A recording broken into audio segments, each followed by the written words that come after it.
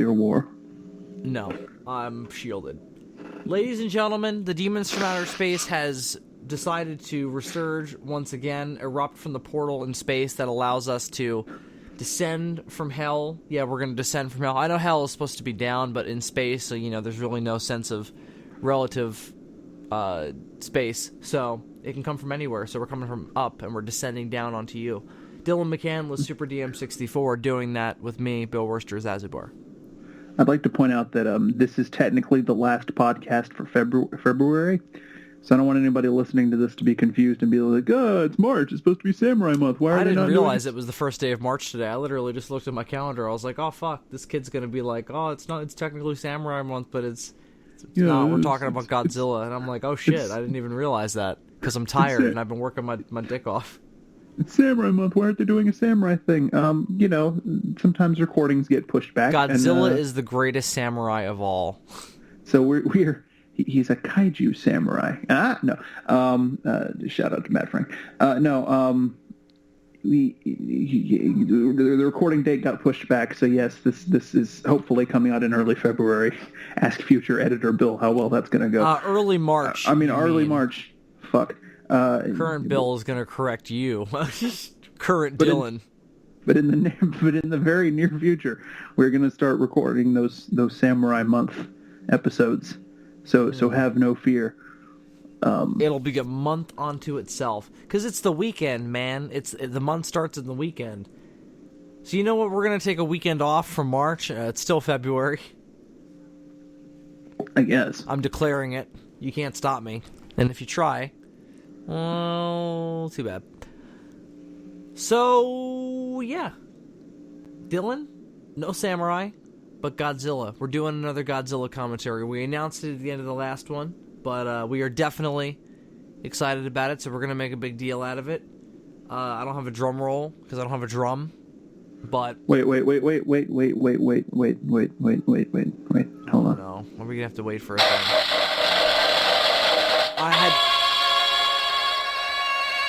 I feel like I just got assaulted by like 14 M16s at once, right up the asshole.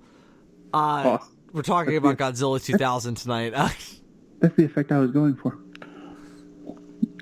It was very effective. So yeah, Godzilla 2000. We're doing a commentary on it in our ever-continuing series to do individual commentaries on all of the Godzilla films on the Demons from Outer Space. We haven't done a Millennium one yet, though. So this being the first one of those kind of makes sense. But we haven't done these in any particular order thus far, and we will continue to not do that. We're only doing this because we were just kind of like in a mood to talk about it. We were excited. Like I had seen it recently, and I was like, "Oh, I want to talk about it," and we can do it a commentary on it, and have fun with it, and watch it in the moment, and talk about some things, and talk about how it was really important for us growing up because it was the one Japanese Godzilla movie we saw in theaters. But yeah, it was the only one that got released in American theaters in my lifetime until 2016. And it felt like such a surprise given that, we had the 98 Godzilla, which, didn't exactly, scratch the itch. Right, and we hadn't gotten any since 85, correct? So it's... In theaters? Yeah. So Godzilla vs. Biollante did come out on TV in the U.S. the year... I think it was the year it came out, if not the year after. It was on HBO. And right, the and of VHS course release of that is what I had for a long time. And of course they all had their shitty English dubs that I love, despite their shittiness. That HBO one being my favorite of all of them. But yeah, no if theater eggs is releases. Eggs, someone else is going to do it. No theater releases since 85. So this was a big deal. This was, 15 years later? Is that how math works? Yeah, 15 years later. And then we waited another 16 for shit. Jesus Christ. Is this how it's going to go? Are we not going to get another Japanese movie released here until 2030, whatever the fuck that'll be? Well, if your nanobot theory is true, that won't be a problem.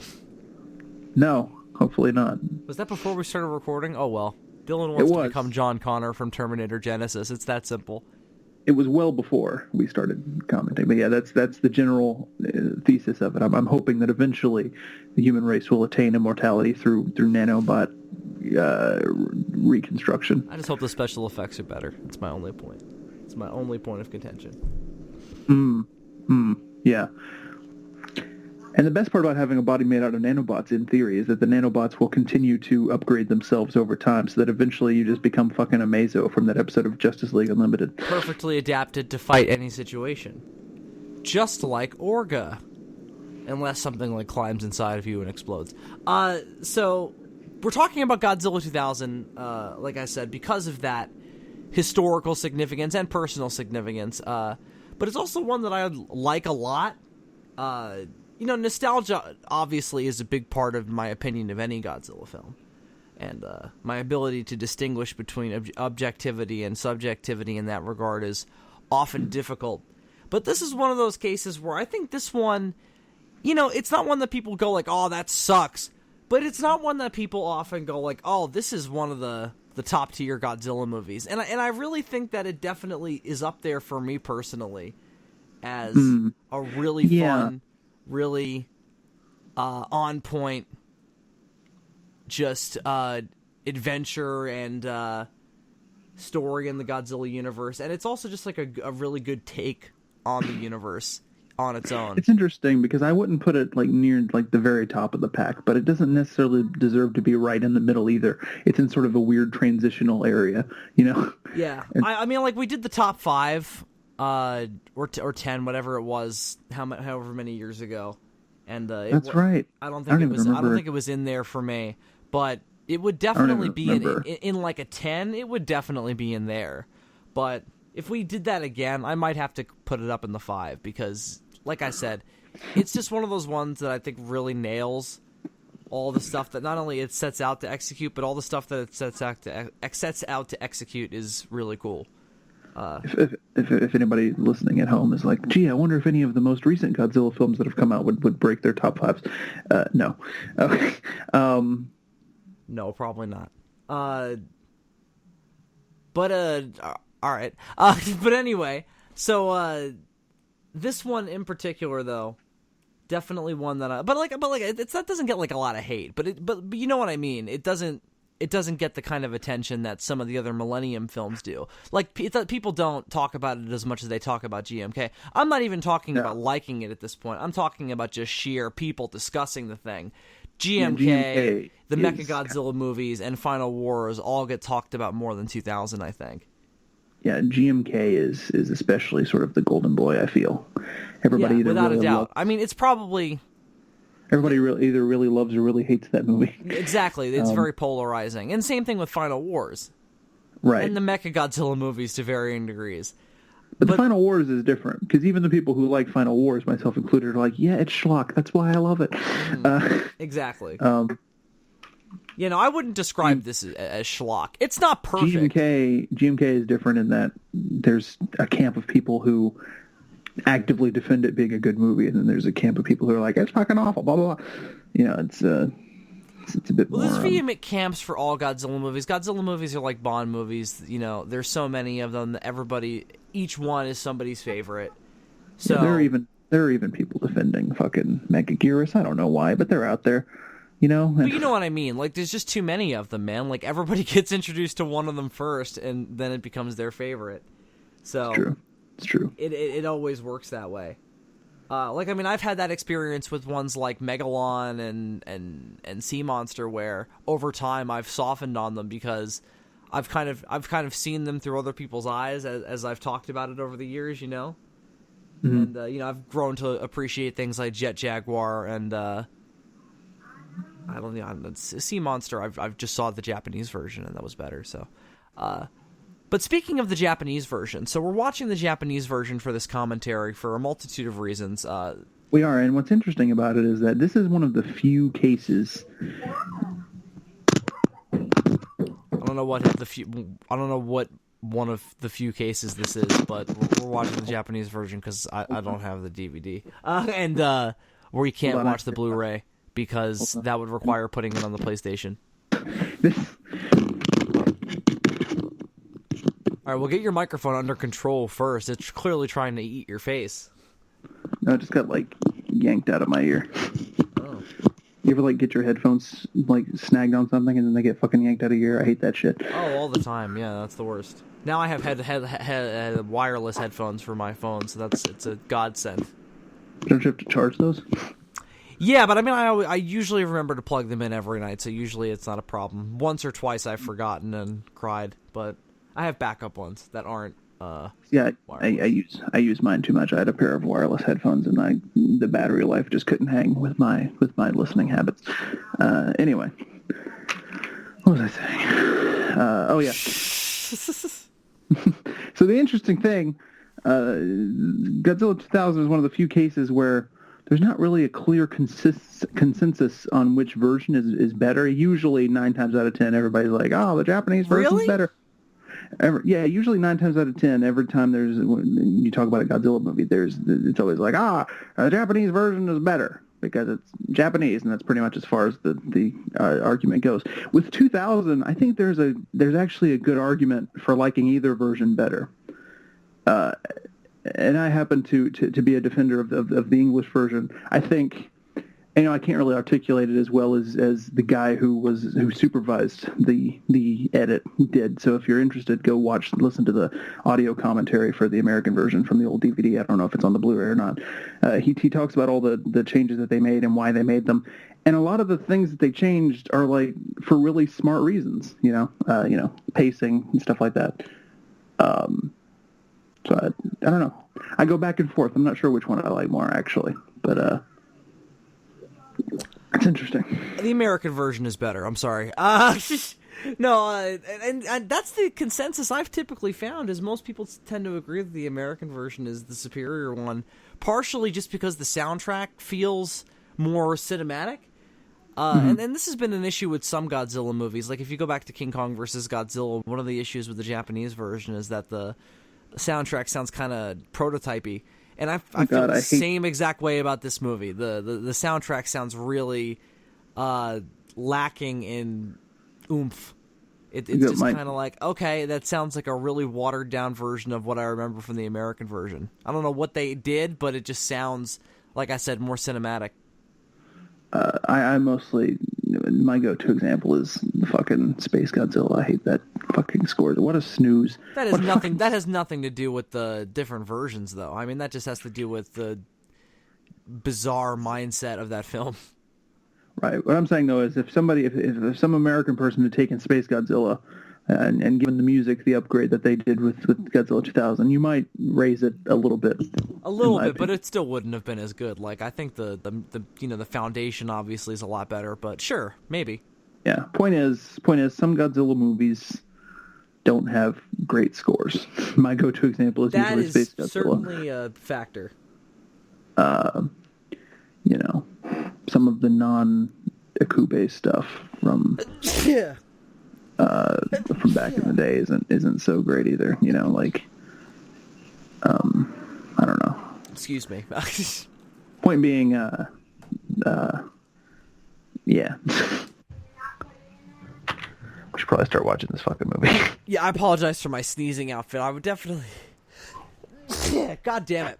I would definitely have to agree with your point about the soundtracks, but damn it.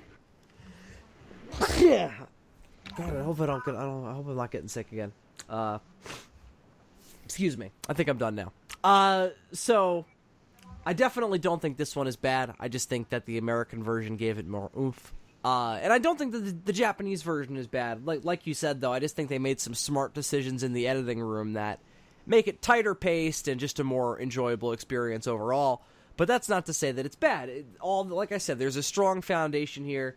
These people clearly had a solid vision to reboot Godzilla, and we will talk about that as we begin the film. So, Japanese version, get it to 0-0. We're starting with a black screen going into the Toho logo, so get there, and we should all be lined up. So let's press play for Godzilla 2000. Godzilla 2000 Millennium, excuse me.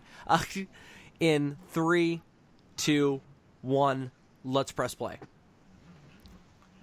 But of course, in Toho Japan, logo is slightly darker. That's But of course, in Japan, it's yet another film simply known as Godzilla. Correct? Like, no, it's Godzilla 2000 Millennium. That's what I just corrected myself as. is it? Because I thought it didn't actually come out in 2000 in Japan. It came out in 1999 in Japan. It came out in 2000 in America. Right. So this one was a little bit of an odd case on kind of every level. Like we said, American theatrical release, which is bizarre in and of itself, but not the strangest thing about the production. Because like we said, this is coming 2 years after the 1998 American TriStar Godzilla. And that is pretty much the sole reason that this film exists.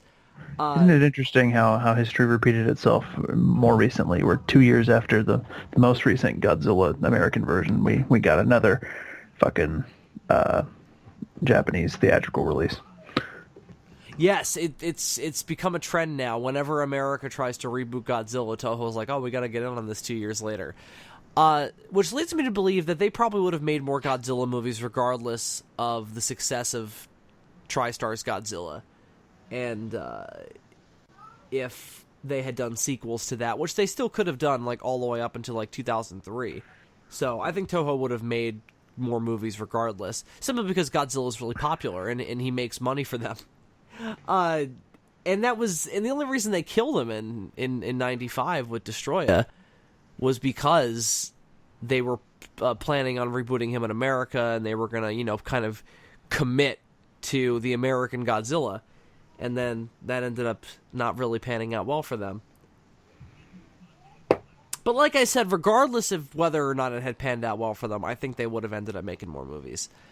But because of that, they ended up getting... this is one of the movies that the production of it is not something that I know super well. It's not the original Godzilla. It's not... I'm trying to think of another one I know the production of pretty well. I guess Final Wars, any of the older movies where there's kind of, history surrounding it. So I don't know the director's name that well, but his name is Tako. Oh god, Japanese names, right, bro? It's Takao. Takao, maybe. Takao Akawara. He was the director, and I'm pretty sure he was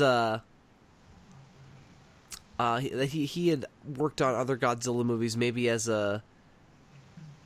I thought I had seen that in here. I'm not seeing that now, but he didn't really have much of a pomp and circumstance coming into the production, but Godzilla's design seems to come from his point of view, largely, because they made him smaller. That's one point of fact that we should definitely discuss. He's about to show up, so we might as well talk about it now. In the Heisei series, he got to be, like... over 200 feet tall, and they brought him right the fuck back. They went back to basics, and now sure he's like 180 in this movie, 180 feet. And now these days, Toho's back in the business of making him larger with every movie. But ever incrementally until finally they're like, "Fuck, just push 1,000. We don't give a fuck anymore." Next time, Godzilla fights fucking Unicron. No. But I'd be down for that. I would be down for that. There he is, actually. right there. Title screen in the American version is also better. This looks like my Windows screen booting up in like 1995. I feel like this is the load screen for Godzilla Save the Earth. Yeah, that too. Now I feel like I'm watching The Lost World. They have CD-ROM. Yeah. Oh, 90s, you lovable scamp. So I'm not sure if the director, Takao Akawara, directed or worked on any other previous Godzilla or even any Toho films, but the writers and producers and special effects directors all had worked on the Heisei series. And I definitely think that if they had just decided to continue on, it wouldn't have felt that weird. Like, initially when this came out, I was under the impression that it was a continuation of the Heisei Godzilla series. I mean, over time, like, as I saw it again, I was like, okay, so this is its own thing. As I actually watched it. And many confused Americans reportedly went in expecting it to be related to the '98 film that had come out 2 years previous. And I can totally understand that if you have no any conception of Godzilla, especially Right. since they did change the design from what had been seen previously quite a bit, and it does look a little bit more like the American Godzilla than the Heisei Godzilla. I'm not saying it looks like it, but I can definitely see how some general public people, the GPP as I like to call them, could confuse this as a sequel for that, especially since it's 2 years later. Speaking of which, did you read that news about that Heisei Godzilla statue in Japan? They're replacing it with a Shin Godzilla statue. I saw a headline for that. What does that have to do with Godzilla 2000, though? Nothing. It just makes me sad. Is that the one that's in front of Toho Studios? I'm not sure. I mean, ultimately, it doesn't impact my personal life in any direct way, but it is a little weird. It makes me sad, but at the same time, like, I wonder how much they would like take for it. Oh, for the Heisei one? Like if you showed up and be like, "Yo, 10 million yen. I want to put that thing in my fucking garage." Without a doubt. I mean, I don't know how much 10 million yen is, but I don't either. I probably have it in my bank account. I think it's worth like 5 pesos or something. Right on, man. We'll head over to Western Union Bank, and we'll figure that shit out.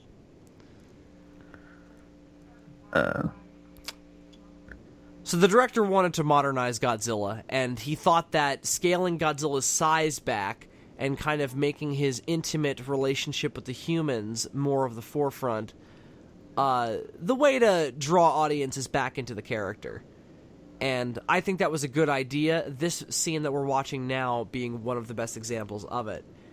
We don't really get stuff like this in the Heisei era after 85, or even like a Biollante has some scenes kind of like this, like especially when Gondo dies. But as Godzilla gets bigger, it's harder to do stuff like this, and I think drawing the size back was a good way to do a scene like this. This also feels more like something you would see in an American movie, no? Feels like more of a Jurassic Park kind of scene. On the one hand, it feels very similar to that scene from '84. At the other hand, it feels kind of Jurassic Park. Like it reminds me a lot of the famous T-Rex Jeep sequence. Mm-hmm.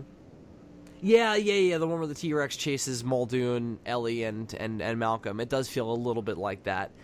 But it doesn't feel like how 98 ripped off Jurassic Park, where it feels like, okay, well, you guys just are doing that because you don't know what else to do with it. This feels like, oh, well, won't it be fun to put Godzilla in that kind of scene? And it is. I think that's really cool because it does feel unique in that way. And it is definitely an early indication of part of the reason why this movie is so unique is that it was distinctly made with the idea of, well, if we had been the ones in America rebooting Godzilla, what would we have done? And it has that tone largely throughout. I don't know if it's that exactly, obviously, because obviously it is still made by Toho in Japan. Now, how the hell did Godzilla get his foot up that high? We don't know. Well, no, I guess we did see it. I don't know. It's a good question. He must have used his tail for support. Like, the opening of that tunnel should have been like about his waistline. So did he jump up in the air? The problem is that it was a sheer drop that he was standing in. I don't know how he got up the cliff. That's the problem. There should have been a hill there. But it's still a cool scene. It's still a cool scene. This is also kind of reminiscent of what they would later do in GMK with like the Baragon sequence. Yes. But like I said, the fact that it is Godzilla is unique. And it's also unique because we're seeing Godzilla in the first like fucking 5 minutes. Like that's rare. Or even if you see Godzilla in the first 5 minutes, he doesn't do much. We got that, and then we're going to get like a full-on attack scene in a few minutes. I just think that this movie is setting out to go, all right, everybody knows what Godzilla is supposed to be. Let's throw him into a cool situation that also reminds us what's cool about Godzilla. And that's what I think is really fun, but also very inventive and gives this movie a degree of depth throughout the larger franchise. it was nice to start off the Millennium series with this little kind of sub-analysis of Godzilla that plays itself as an American summer blockbuster. Because that's what an American reboot of Godzilla should have been. You know? That effect's really good. Like, and the effects in this movie overall are largely really good. They get a little wonky when they start playing around with the CG. But all of this stuff that's just a update on the Heisei, all the stuff that's just update on the Heisei effects is spot on. That's really cool. The blackout, that's awesome. Yeah. The CG is really shitty. That one hilariously bad compositing shot is a thing. Or is that for Megaguirus? I always get those fucking mixed up. But all of the miniature stuff. I don't know what compositing shot you're even talking about, so you might be talking about Megaguirus. The one where he's like walking down the beach. Was that this one or Megaguirus? Oh, no, that is this one. Okay, it's the same suit, so I get it fucked up. Yeah. Anyway, all the model stuff looks really great, and that's one of the advantages of scaling him back down is that the models are able to get bigger and have more detail, and they look like actual things as opposed to like toy cars. You know, we talked about that when we reviewed the Daimajin films, how scaling the kaiju down, especially when you're doing those like sorts of model effects, really helps get you into the action, I think. And I think the human casts in this help out a lot. I don't know about you, but they're one of my faves of the Millennium series and probably of the franchise in general. Even of the ones that I like better than this, I might like the human characters in this better. I just think that, they're not necessarily like super in-depth, but not only are they really fun and they have good realistic chemistry, but they're doing something that's just inherently cooler than what most Godzilla characters are doing in most of their movies. They're following Godzilla, they're tracking Godzilla, they're trying to get close to Godzilla. Yeah, that immediately makes them more engaging than your typical, Japanese dudes and girls in nice dress in houses talking about how aliens are going to take over the world and how Godzilla is the only one who could stop it. I just realized another influence on this movie. The Japanese, what they're doing, that whole thing is a bit reminiscent of like Bill Paxton and Helen Hunt from Twister. Yeah, this is a little twistery as well. And Twister came out, 98 as well? 97, 98? Maybe even 99. If it came out in 99, that's really pushing the influence. But I think it's of a similar era of filmmaking. Oh, it's 96, so they definitely definitely saw Twister. And they were like, got GPN, motherfuckers. You even got the one asshole Japanese guy who's kind of the Carrie Elwes. Yeah, they used to work together. That's true. And he sold out to the man. If only there were a sequence of them stopping at an old lady's house to eat steak and eggs, it would be the perfect Godzilla movie. Well, isn't that kind of their little haven in the warehouse? I never really figured out why they make such a big deal out of this. Godzilla destroys a power plant. And Shinoda in the Japanese version right here says, does Godzilla hate the energy created by human beings? Probably. I guess. It feels a little random to throw that in there now. I mean, it's not that I don't like that idea. I mean, I do. It's definitely within the character's wheelhouse of emotions. If there's one thing that I can critique about this Godzilla design, I love the spikes. I love how spiky they are, but the one really big spike in the middle of the back is maybe a little too long. It comes off kind of goofy. It kind of looks like a shark fin. I can see that. I always thought these spines were maybe a little too much, but it feels very intentional. I don't know what the purpose of it is outside of going, it's new, bitch. But it definitely serves that purpose well, I guess. All right. Well, the early 2000s are much like the 90s, and that things had to be extreme. And it's a Godzilla of the time. And I think that's partially why you and I maybe gravitate towards it more than some others, because it is like a time capsule of when we were growing up. Because much like Godzilla 2000, I too am a dinosaur of this era. And so... Yes. Oh, so what I was saying about the power plant thing, I always thought that was setting up like, oh, the aliens need that to do their shit, and Godzilla's destroying it because he knows that's going to happen. But I don't think that's the idea. I think they're just setting up the whole, he will always just be like ripping down our shit and knocking us over, regardless of what else is going on. I think that if anything, that's there to bookend the movie, because at the end, after he fights off Orga, he's just going to go right back to destroying the city. So I think that's what that means. Now that I'm thinking about it, I think that's what that's there for. They about to find the rock. Is this where they find the rock? Yeah. So they already know it's there. They're not finding it. They're going down to it. Somebody read Michael Crichton's Sphere, clearly. I used to like to call this movie Godzilla versus The Rock, but now if I said that, people would think I was talking about Rampage.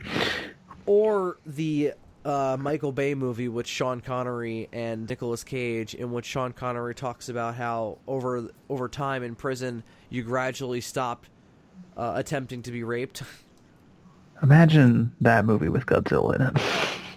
Imagine that movie with Sean Connery being like, Godzilla tried to rape me once. Eventually you just stop trying to fight it.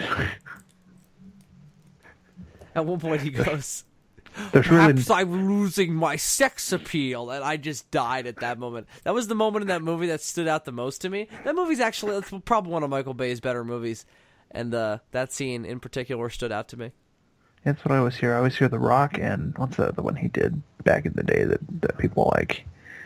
Is it Explosions and Tits? Yes, that one. That was it.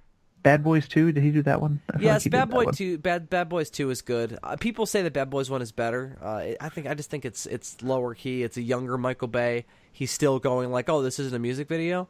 Bad Boys 2 has a better scope.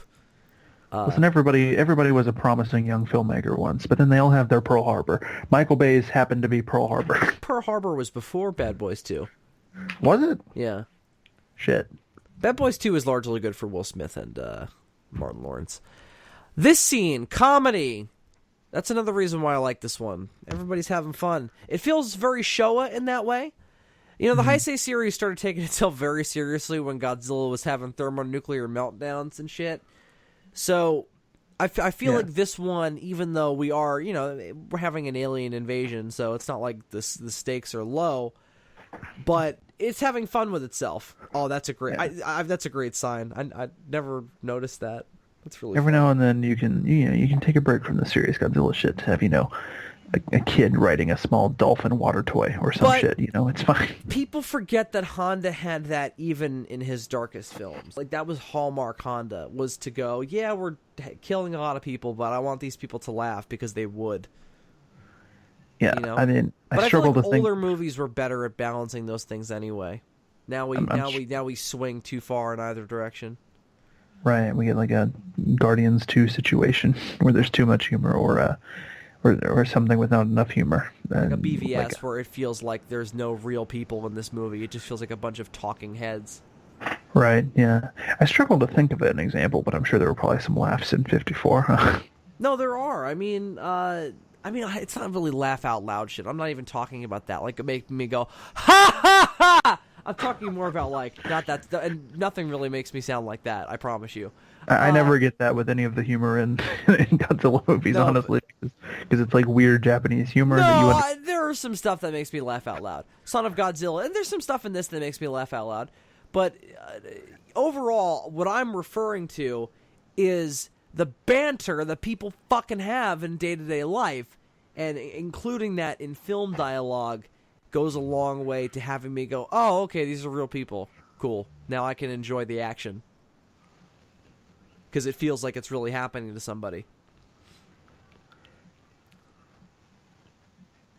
I think you already mentioned the villain, but I really like him as well. It's nice to have a human bad guy who isn't like, oh, I'm in league with aliens or something. Like, he's just a dude who's just kind of a dickhead. Yeah, oh shit, the compositing on those ships on the water. No, I always noticed that. That was no good. Oh boy. Yeah. Ooh, jeez. When the rock comes up, it also looks terrible. See, if these people had... You know what? They definitely didn't read Michael Crichton's Sphere, because if they had, they wouldn't have done this. That didn't go well for any of them. It's like James Franco in Rise of the Planet of the Apes. He clearly never read Congo, or maybe he would have... No, he clearly never saw Planet of the Apes. Maybe he would have... Can Maybe you he would've- imagine? He just like his dad's just like, oh, I just picked up this picture at the library, and he just holds up like fucking Planet of the Apes, and James Franco's like, get that bullshit out of this house. Filth. How cringy would that be, right? If they're like in the middle of injecting Oh, the... you know, I mean, that would have ruined that for me. That whole, I mean, that would have ruined that whole fucking franchise at the very beginning. As like if in the first then- half hour they would have like thrown out the original Planet of the Apes on DVD. They're about to inject like some chimpanzee with the serum, and one of the aides, one of the lab people's like, that's a really bad idea. Haven't they seen that Charlton Heston movie? See, but if it had been 2001, like if it was this weird universe where only the 2001 version of Planet of the Apes existed, I would kind of be more okay with it, because I would. No, imagine it goes down like this. This is a bad idea. Haven't they seen that Charlton Heston movie? No, they've only seen the Tim Burton one. That's an even worse idea. yeah, we definitely don't want that. Then we're all gonna have to watch orangutans fuck chimps, and that's weird. That's really weird. I always want to know what she's cooking here. What is that? Is that some weird chicken? Some weird egg shit? I think, are those just rice cakes? Is that some kind of rice? You always see rice cakes in like anime. They're like little white triangles that people eat, and I don't know what they look like in real life. So I. Who knows what anything looks like in real life, man? But you know, what I was gonna say was I like this universe where Godzilla is a regular occurrence. It's rare because, especially in the Millennium series, they make such a big deal out of their little continuities, and every time Godzilla appears, those are like milestones in the timeline. And in this universe, he shows up a lot, so it's more of people who go, "Oh, Godzilla? Yeah, I know what Godzilla is," as opposed to Godzilla. Oh! You know, like like I said, I just think it's unique, and it makes for a more enjoyable atmosphere. I think. She was definitely cooking those rice balls because I just saw some on that table, so that's good. There were some of those, but what's the brown thing? That's what I want to know. It looks like a hash brown. Who knows? Clearly the producers of Jurassic World saw this movie and they were like, all right, if a Japanese guy can ride around Godzilla's footprints on a motorcycle, Chris Pratt can ride with velociraptors on a motorcycle. I don't know. I don't know how analogous that is, but all right. Well, I mean, just take out the footprints, put velociraptors, and boom, there you go. It's the same shit. Would you agree to that if you were allowed to follow around Godzilla and take pictures with a bunch of people who knew where Godzilla was going to be, probably, maybe get chased by him in the meantime because maybe you get too close, but you have to pay for tolls. Would you do it? I mean, I probably wouldn't be chasing Godzilla around taking pictures in the first place. Really? No. You're a fucking idiot. I don't often say that lightly. I'm not. I've never understood storm chasers. I don't get it. See, Let me run towards my the friend. thing. My friend and I were talking about this the other day because they're talking about if there was a Jurassic Park or even like a Lost World situation, would we go? And it was like definitely. But you're not one of those people. I would imagine you're the people who's like, oh, show me pictures afterwards. If it's a Jurassic World situation, pre-Indominus Rex, sure. You want the theme park. You wouldn't go to You wouldn't go to Isla Sorna after it's been abandoned, though. I don't know, though. I feel like regular-sized dinosaurs is a whole different ball of wax than giant dinosaur with radioactive fire breath. So no, it definitely. Okay, I'm not saying it's the same thing. I'm just saying it's of equivalent. I'm just saying going, that I don't think you're the person who's like, let me get right up in its face and like be up in the shit. You're like, oh, I'll analyze it from afar. Because I often find myself like, I have to do that. Like, I have to at least try it. Yeah, okay, so in a Godzilla situation, hell no. In like a Jurassic Park, Lost World level situation, I don't know, maybe? Like that's where I'm sitting. See, I almost feel like the Lost World is more dangerous than Godzilla. Only because the Tyrannosaur sees you, it's going to chase you. I mean, and I know that Godzilla chased the car earlier, but that was a very like specific instance in which that would happen. Oftentimes, he's just kind of general destroy. But so here's where all of the people who go to Jurassic Park make their big mistake. They never take enough guns. Well, I mean, if you're just visiting Jurassic Park, you can't take a gun, I presume. If I'm going to an island with loose dinosaurs, I'm going to be armed to the fucking teeth. In a Lost World situation, sure. Well, I mean, they always are. They always lose their guns somehow, though. They had guns. A Tyrannosaur always pushes it off a cliff.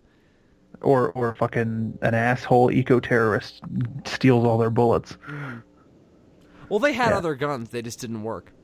They had guns in Lost World, but they were there to capture. That's your first big mistake. Well, they didn't do what they did in the book, which was this: the Dodgson's whole plan was he wanted to take the eggs. He didn't take adults. He wasn't a fucking idiot. Which is what Billy tries to do in Jurassic Park 3. He tries to take raptor. You stole raptor eggs. That would be a lot smarter. In fact, Movie Dodson probably should have just gone back to the first island in search of his shaving cream can. He was too busy working for Peter Ludlow in a crappy comic in 2010 where Tim decides to try Jurassic Park again because he's an idiot. That's what he was doing. When's the last time we did a Godzilla commentary or anything really that didn't turn into a conversation about Jurassic Park? Has it happened recent? I don't know. But yeah, let's definitely talk about it since this is a good scene. So Katagiri and Shinoda, they used to be homies. Now they're not homies. But you know what though? It doesn't really seem like they were homies. It seems like Katagiri was maybe like slightly higher up at the laboratory that they both worked at. And they were maybe they were maybe on like terms with each other, and they worked with each other, but they probably weren't homies. He was homies with Miyasaka, the other dude. I feel like they had like a Harrison Ford, Edward James Olmos type relationship. You know what I mean? In what movie? In Blade Runner. Okay, sure. That makes sense. Is there another movie where Harrison Ford is colleagues with Edward James Olmos? Because if so, I didn't know what you were talking about, though. You should use the characters in the movie, and I would have known. I don't remember Edward James Olmos' name. Yeah, I do. It's Gaff. Fuck, just remembered.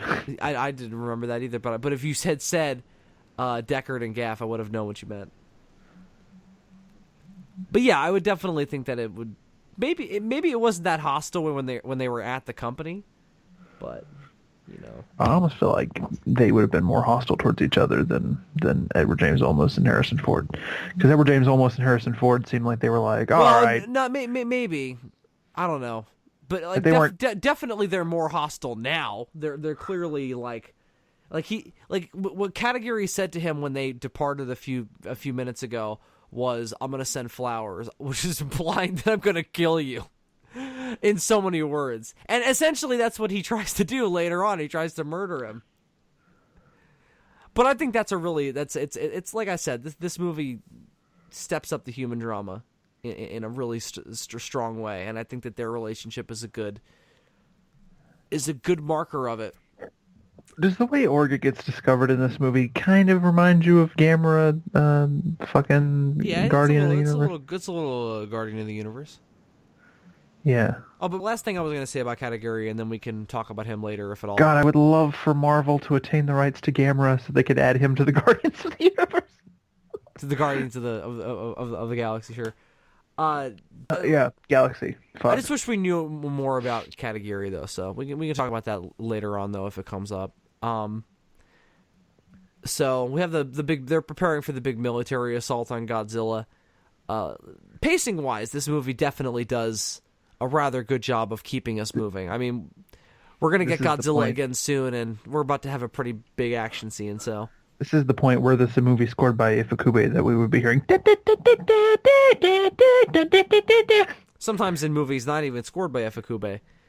That's the go-to.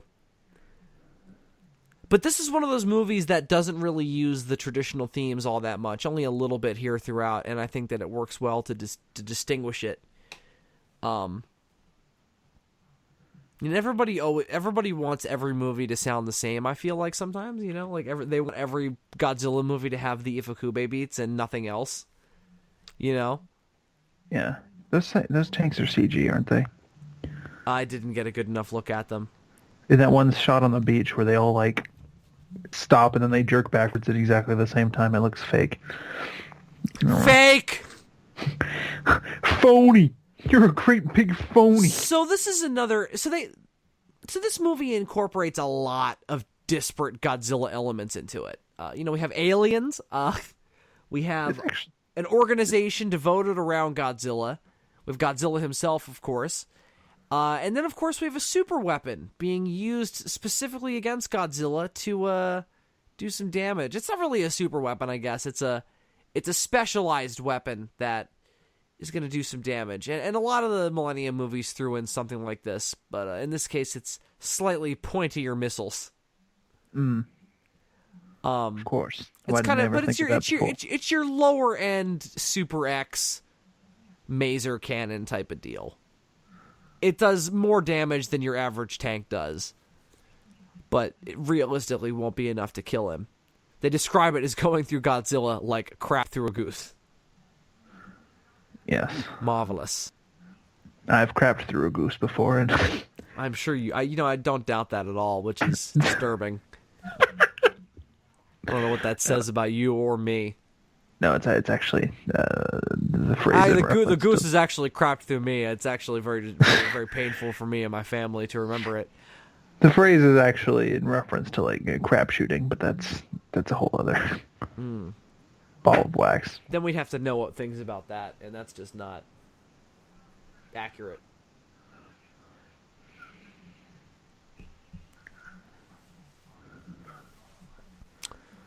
See, this is very reminiscent of when Zilla approaches the pier in '98. Yeah, they even did like the water bulging effect. I mean, they use bits of the American Godzilla's roar in this movie, so I mean, they're not. They're not. But if you're gonna take anything, they're looking to not steal things from that. I mean, they are. But if you're gonna take anything from '98, sure, take the best fucking scene in the movie. That's take the bulge and take the bulge and take bits of the roar. That's fine. Ooh, that compositing. I've done better in Photoshop. What the fuck? The one with the building? Yeah, just now. I thought it was okay. I didn't think it was that bad. The way the splash effects were interacting with his body. Yeah. All right. Fucking bust out your Photoshop skills right now, son. Oh, and look at these helicopters. They're like, look, we have CG now. Yes, We've advanced. This one doesn't look amazing. I definitely remember this looking better when I was a kid. Helicopter math does not make sense. But I did always like how they don't do anything to him. Like he's just like I like how 1 million helicopters came over the hill, and then for the rest of the scene, it's like 3. Yeah, that was odd. They all got scared, I guess. Oh, it looks like it looks like what happened. No, Dylan, they did multiple runs. You see, they're coming in 3s. I see. You silly goose. Never more than 3 crapping through yourself, huh? But never more than 3 at a time, conveniently. That was the limits of the effects, I guess. This is the this is the shot that you were talking about. No.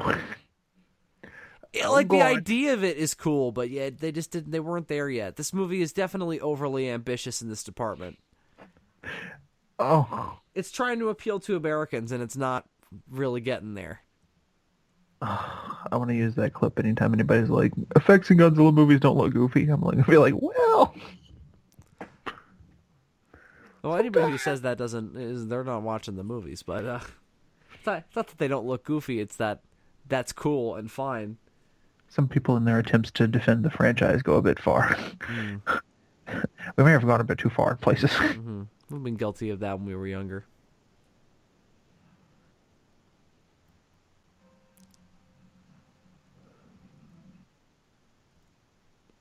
See, I'm not even as afraid of Godzilla in this instance, riding my little motorcycle around, as I am, like, friendly fire. Like, because there's a bunch of military dudes shooting at the thing, you know? So I'm more afraid of, like, a tank shell, like, just happening to go off 5 feet away from me. That's what I'm afraid of. I'm not afraid of the big monster stepping on me. That's probably not going to happen. Like, in Cloverfield, the threat isn't so much that the monster is going to step on them, it's that, like, the city's falling apart around them. Also, I always like to imagine, like, in the Godzilla universe, what happens, like, after a Godzilla attack, because Japan whips out all these military stuff that they're not supposed to have. Contractors in Japan make so much money. They just sit around waiting for Godzilla to attack, and they're like, I can't wait to fix office buildings. But you know what I mean? Like international treaty-wise, like you think after a Godzilla attack, like the first time it happens, like America's like, you guys used a lot of weapons you weren't supposed to have to repel that giant monster. Yeah, but I mean, it's not that they're not supposed to have them; it's that they can't use them unless they have to. Oh, okay. Is that the deal? Yeah, that's always been the deal. Do you remember the footage in fucking Gojira when the fucking military was like charging into Tokyo? That was all actual footage of the actual Japanese self-defense force doing like a march. So I mean, they have that weaponry; they're just not allowed to use it. Great.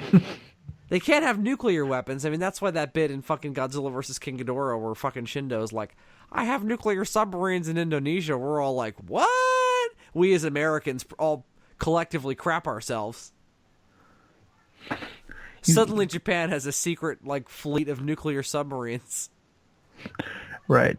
Do they, or is it just Shindo? Is he just like a crazy, like, Japanese supervillain? No, I mean, you know? the thing is, the government. He's like fucking... Yeah, but Dylan, the government knew about it. I mean, they were like, yeah, definitely do that. He's like fucking Kevin Bacon. But you know why that's? I mean, nuclear reactor in it's his not submarine. even scary because Japan has nuclear weapons. It's scary because think about how many like Japanese corporations have major footings in this country. Like think about like Die Hard and shit. Like suddenly Nakatomi Plaza is like we have the red button, motherfuckers. My God, now who's going to make my Honda? Katagary's like, damn straight. I'm watching this lizard die. This is great. This is my favorite day. So let's talk about the alien in this, because this is where I think this movie, you know, like I said, this is definitely an enjoyable one for me. One of my, definitely top tier. But I feel like it's an interesting trade-off because, you know, in a perfect world, you would think that first Godzilla movie in a while, it would be like a solo film. But at the same time, you can't. Mostly is. But at the same time, you can't do that all the time, and it's like, you know, it would probably have come out too similar to 85 or 84 rather. So it's like, I get it. So they wanted him to fight something, and they created this whole alien thing. But the alien thing and the Godzilla thing aren't really tied together all that well. And it all comes across, to me, very convenient that they happened at the same time. That's the problem, is we don't know why it suddenly... I mean, it woke up now because they found it. But yeah, there's zero explanation as to, like...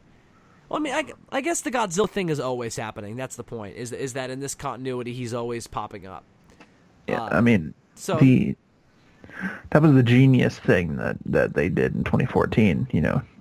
All writing problems with that film aside, was tying Godzilla's origin in with the thing he was fighting, so that them both showing up at the same time just makes sense. Mm-hmm. But I don't really think it's that big of a deal, because whenever the aliens would have showed up, Godzilla would have still been attacking Japan regularly. So their interest in him is the thing that I like about it. Is they're like, oh, this is the most interesting thing on this planet.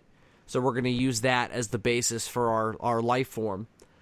What I don't like about the aliens is that there's just not enough explained about them, or not even explained, theorized. I don't think there's any aliens in that ship. I think it's a ship just designing a life form to try and survive on this planet. I think that the ship of itself is kind of alive, designed by some... race to go out there and try and continue their civilization or whatever, and build the perfect way to survive based on their technology. Something like that. I don't think it's a bunch of aliens sitting in that ship going, ooh, we're going to build a big monster to take over the world. I don't think that's it. And the fact that I don't think that's it is interesting. I think that that's a way cooler alien plot than what I think it could come off as if it hadn't have been postulated about more. Yeah. I remember the first time I saw this movie, I assumed, based on all the Godzilla movies that I had seen before, that Godzilla's breath would be blue, because why wouldn't it be, you know? And then when his spine started glowing yellow just a minute ago, I remember sitting there thinking, like, what the fuck? Like, is Godzilla going Super Saiyan? Like, what's happening? Mm-hmm. I love that. He looks at it and he's just like, what the fuck? It's definitely bigger than the last one.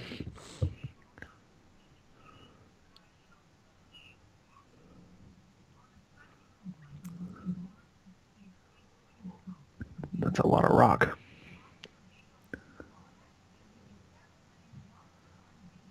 Plot device. So did you see there the way the water interacts with like his body, like at the line where his legs sink into the ocean? Like it just doesn't look good. I can see. I know. I'm not. I'm not gonna defend.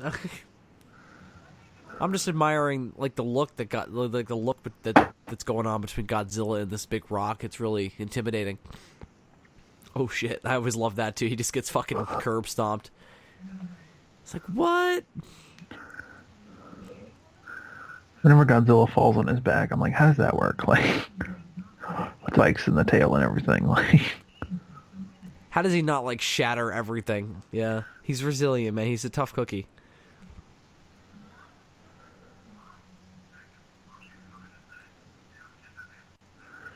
Kame. Kame.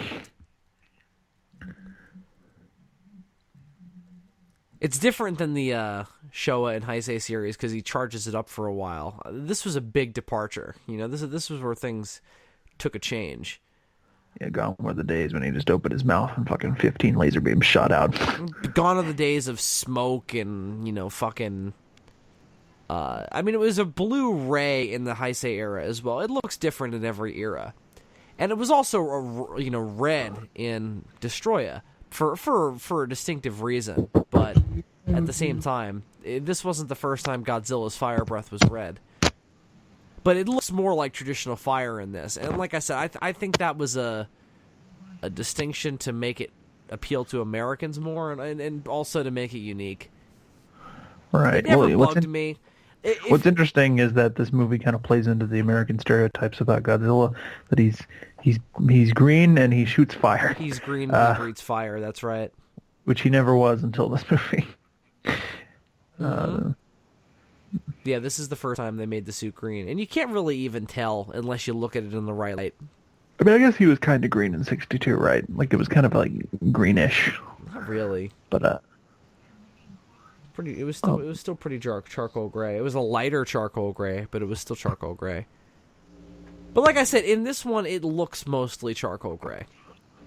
It's only in certain shots where you're like, oh, yeah, it's like a really weird looking green. Yeah, I know that it's the same suit in the next movie. Did they like repaint it? Because it's way more green in Megagearus. I don't know if that's just Maybe they did. I'm not sure. I don't know if it's just a lighting thing or what, but not only is his skin much more green, but his spikes are like way more noticeably pink in that movie. Yes, that's the thing I never liked, is I was never sold on the purple spikes. I'm okay with them like the dark purple, like in this movie. Yeah, well, they look darker in this one, so it's not as noticeable. I don't know. It's not really a huge deal. That's not the problem with Megagearus. Trust me. No, and you think the CG in this movie is bad? No. But this one also has a little bit more of a budget than some of your other Heisei and Millennium Godzilla movies. You know, this one was a bigger deal. Coming right off the TriStar Godzilla, Toho is making a point with this one. We are bringing back Godzilla after his long hiatus of 4 years. We're getting to one of my favorite parts where they're like, so, they're like, oh, is it hostile to us? And they're like, well, it's definitely hostile to Godzilla, so that's a start. So what he said is that it came down in a dark world without any sunlight to interact with it. What era is he talking about? Is this I guess it would have been when there was a lot of volcanic activity and the Earth would have been in like perpetual cloud cover. It had to have been like pre-life evolving, or maybe during one of the ice ages when the sun was blocked out because of like a meteor impact or something. Something along those lines, yeah. Because that was the whole idea there. Is that's why they woke it up. Is because they put their lights on and then suddenly it was like, what, bruh? But that was like the first time.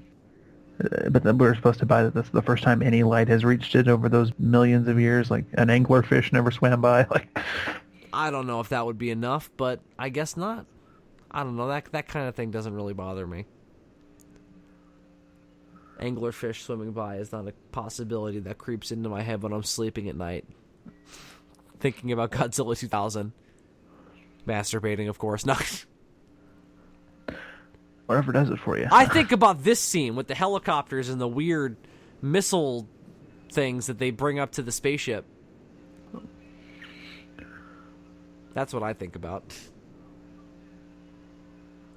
It looks like someone's...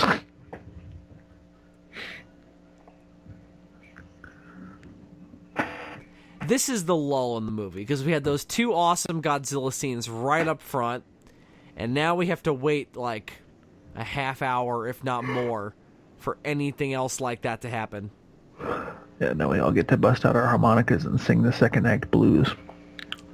Yes, and it is definitely more severe than...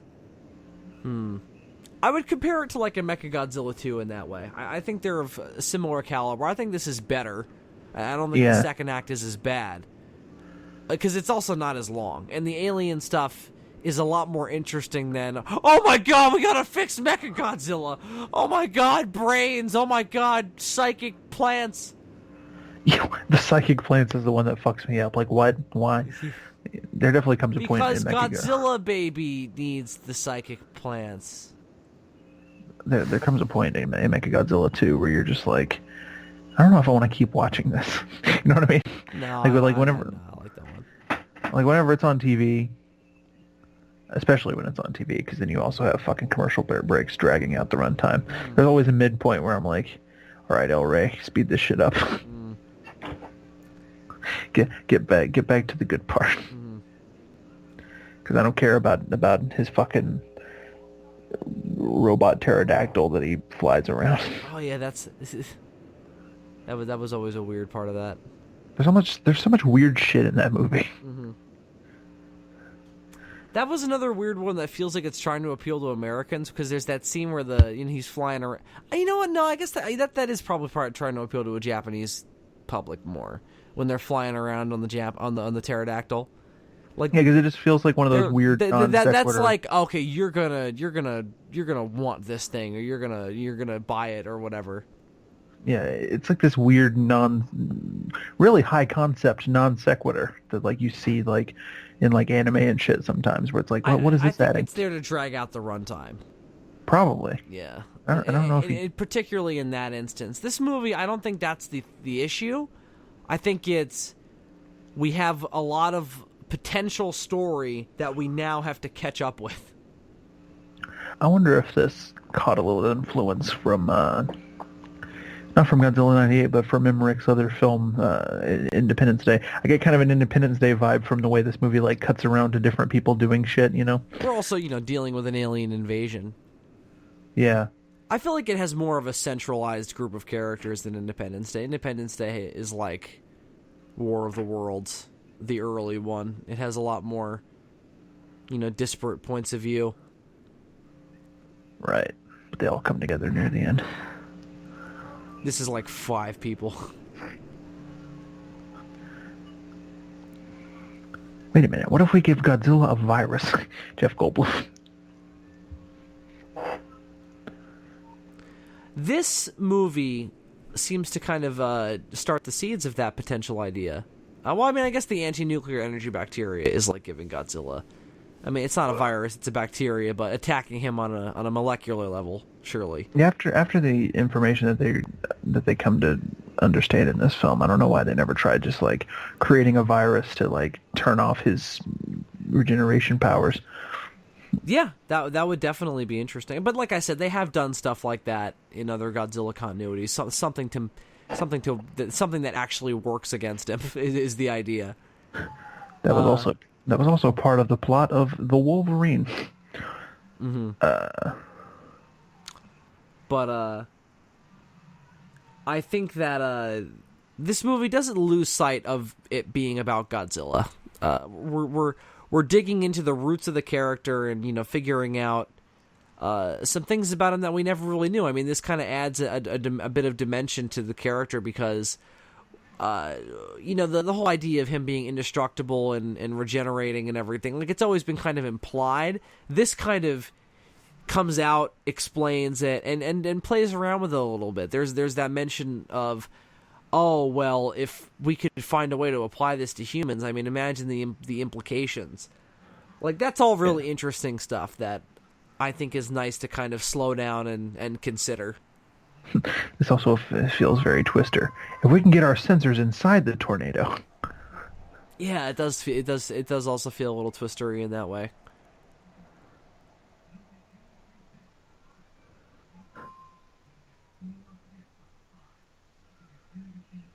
All right, now that she's gone, we can talk about her ass.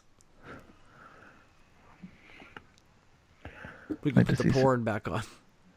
I was about to say, I'd like to see an edit of this scene where she walks down the hall. You cut back to them with those amazed looks on their faces, yeah, and they're just like, there's just like fucking crazy. Girls gone wild. There's some shit. So the smiley face turned into like a surprised face, and apparently that means that Godzilla is immortal.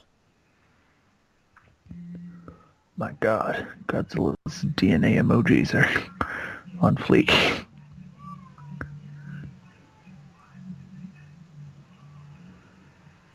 We definitely need more on the exposition front in this movie. And maybe not even exposition, just like, let's expand the ideas out that we're putting forward, you know?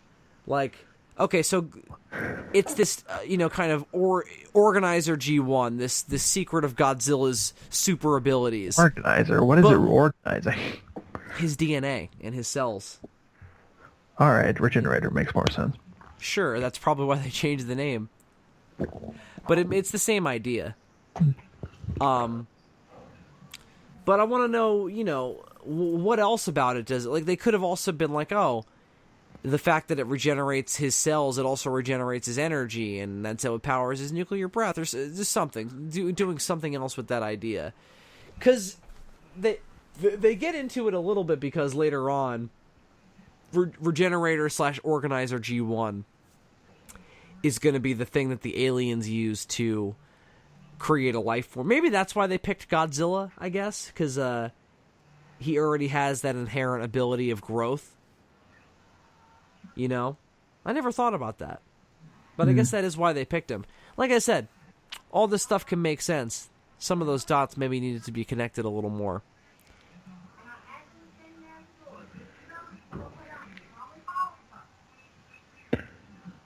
Alright, so this is where they start to get, like, shady with these motherfuckers, and I don't remember why. This is what I want to pay attention to. I always remember being confused by this when I was a kid. She gives him a disc, and they're all like, oh, this is going to save the universe, but we can't give it to the man. Oh, no, the man's got it. But now the universe is mine. This little girl also kind of gives me Jurassic Park vibes because of Jeff Goldblum's daughter from Lost World. But also, like, a kid in a Godzilla movie who isn't a total drag. I mean, she's not amazing, but she's not annoying. Can you imagine if there was a scene where she, like, kicked Godzilla's ass with gymnastics? Best movie ever. Yeah, like, I like her better than Kelly from The Lost World. She's not, like, constantly going, I want to go home, Dad. Can you carry me? You Cut said the don't umbilical. listen to me.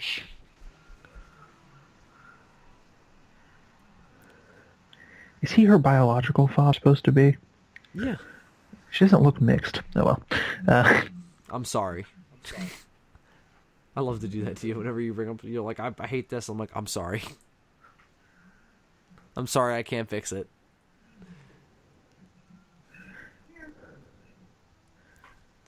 Katagiri's like, well, I can't control this crisis. I guess I'm fired, boys. Oh, no shit, I don't think I'm going to live through this movie. Oh my God. It's a giant bicycle seat. I was going to say it was a giant sombrero, but bicycle seat is better. It's literally shaped like a bicycle seat. Like,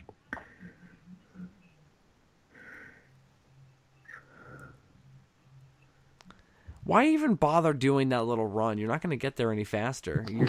You're just miming running. You know, you're not actually moving any faster. You're just like, ultimately, you're just exhausting yourself. If you're gonna run, fucking run. Yeah, like, just bolt. But it's not really a good idea in that enclosed space. Just power walk. Power walking is the way of the future. We're not going to have cars. We're not going to have, like, teleporters. We're going to power walk places. Looks like a really comfortable bicycle seat, I guess. I mean, That's what Katakuri's thinking. He's like, I wish I could sit in that bicycle seat. My bicycle has been lacking a good seat. I mean, I was never much of a cyclist, but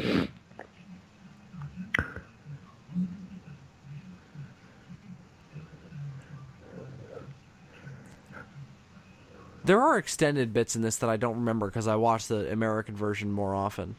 But, they actually did just postulate that there probably aren't any actual organic forms in there. I'm going to rescind that criticism. wasn't there like a thing in like the anime version where like the anime alien, version like, of Godzilla 2000? I mean, not anime, the manga, where they get more into like the... Or no, that was actually in the movie, isn't it? Where the alien starts like interfacing with all the computers and shit. That happens. Yeah, starts like absorbing. But they don't internet. really like get in like.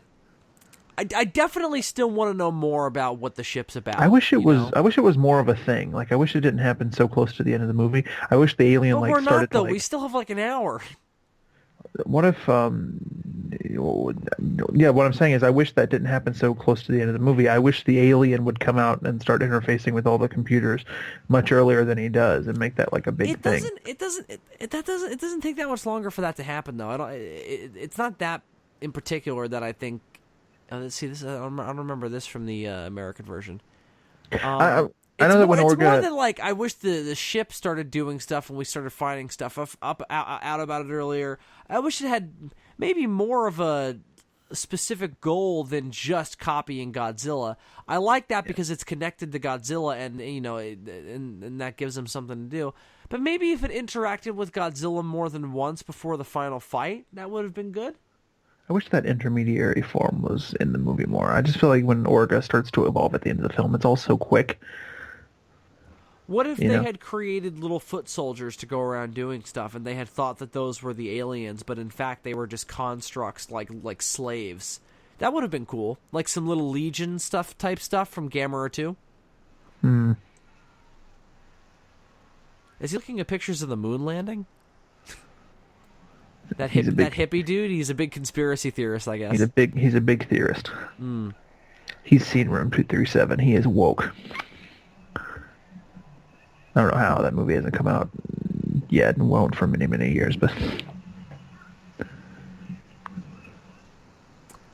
shit, just plop down on that building. Yeah, I don't know why it picks that building.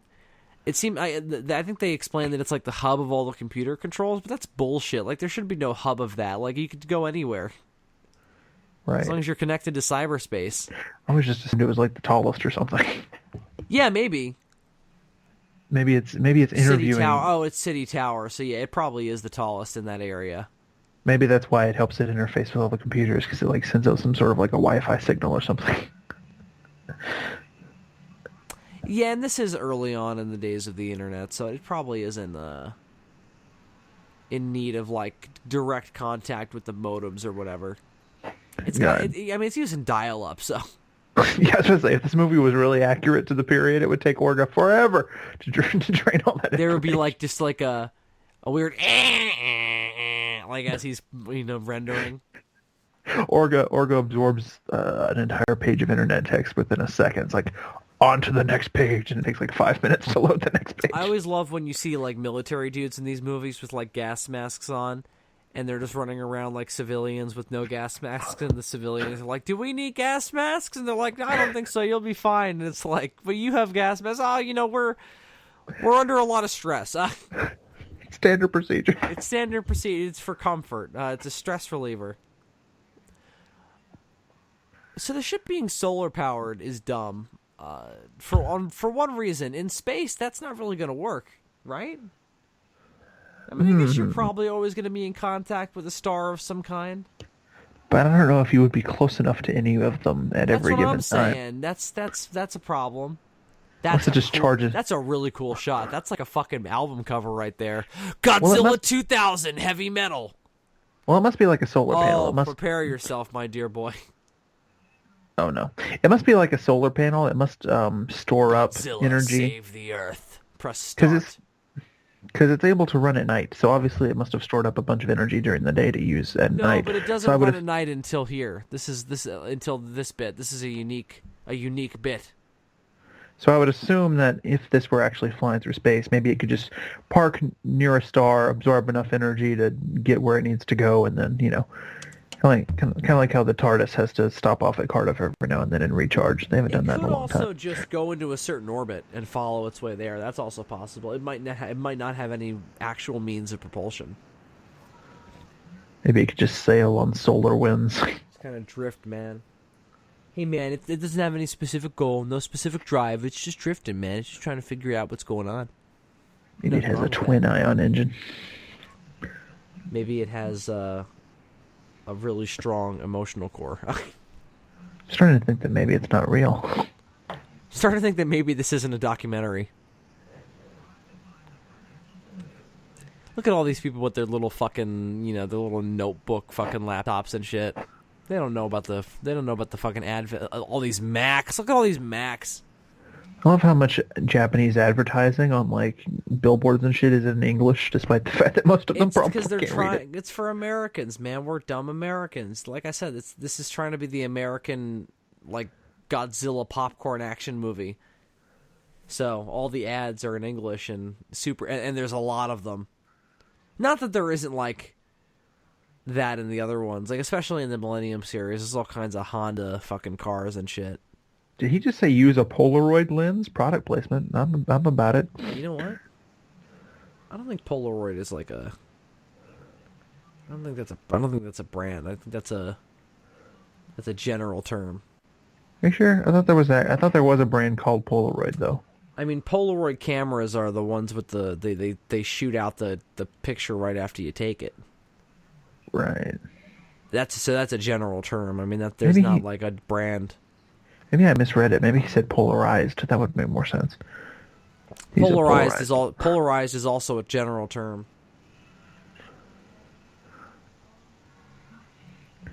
The only camera brand I know is... You take your lens to the North Pole and you let it sit there for a while. The only camera brand I know is Kodak, and the only reason I know that is because of Teenage Mutant Ninja Turtles, the motion picture from 1990. Kodak also doesn't really make cameras, especially not anymore.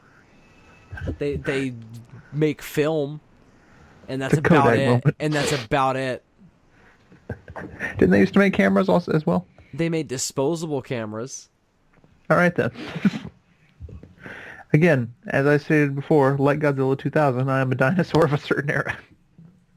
But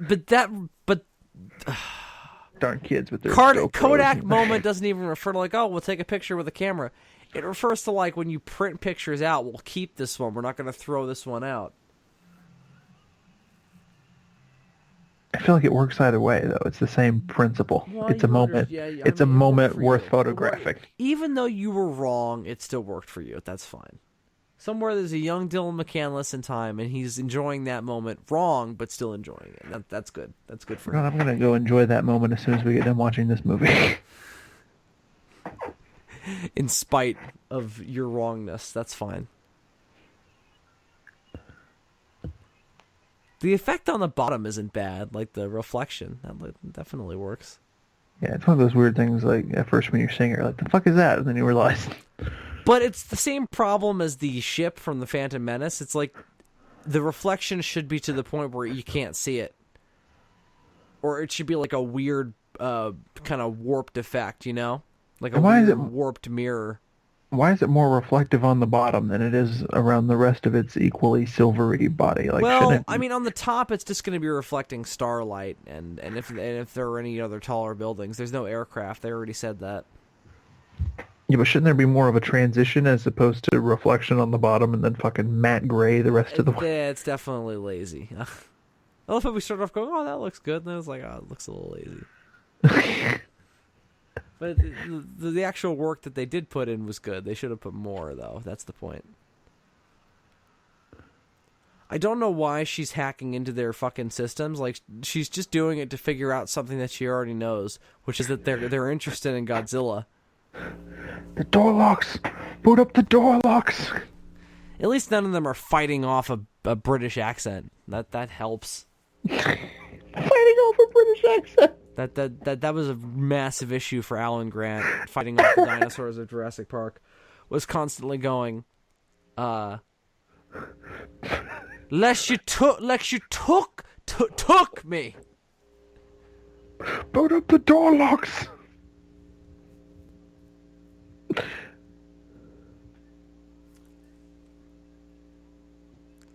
Listen, whenever there's problems in a Japanese movie, you send military trucks in, the problem usually is solved by a monster.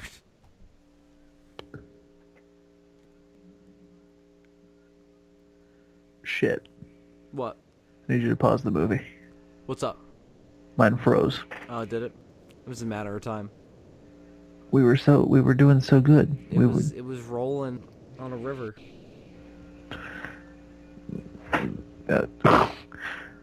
Was that a reference to the song "Proud Mary"? I don't know, man. So what do you want to do? Do you want to give it a few minutes, or? I'm trying to reboot. Okay, you're gonna reload the page. Yeah, that's what I'm trying to do anyway. Well, try as hard as you can. Much like the popular CG animated children's show of the day, I'm going to reboot. I don't know how popular that show actually was. I was going to say, was it really all that popular, or was it just kind of like, oh, there were a certain sect of kids who were like, I know what that is, and then they would proceed to get their lunch stolen.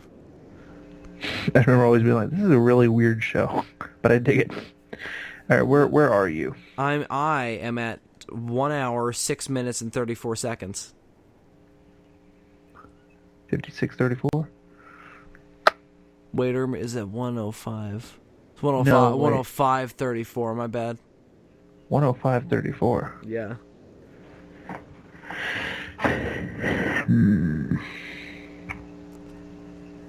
I'm looking at a shot of Shinoda, his daughter, and the ship. Alright, hold on. I'm catching up.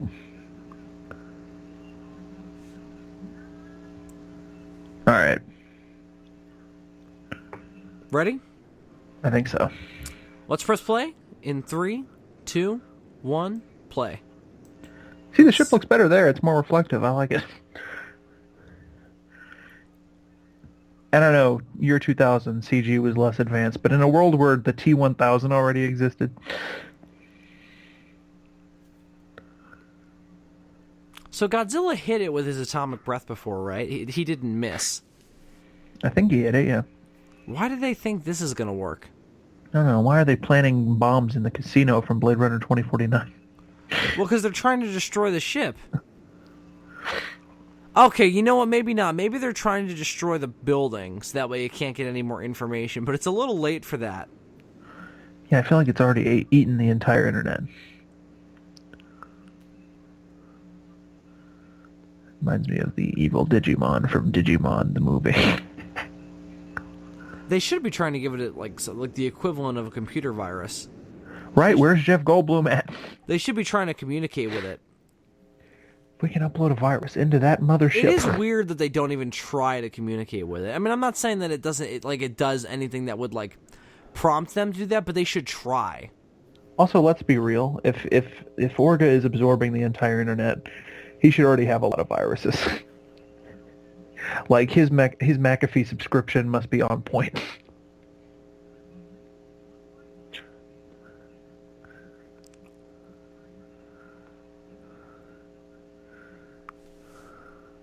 Wow, I can't believe that guy fell for that trick.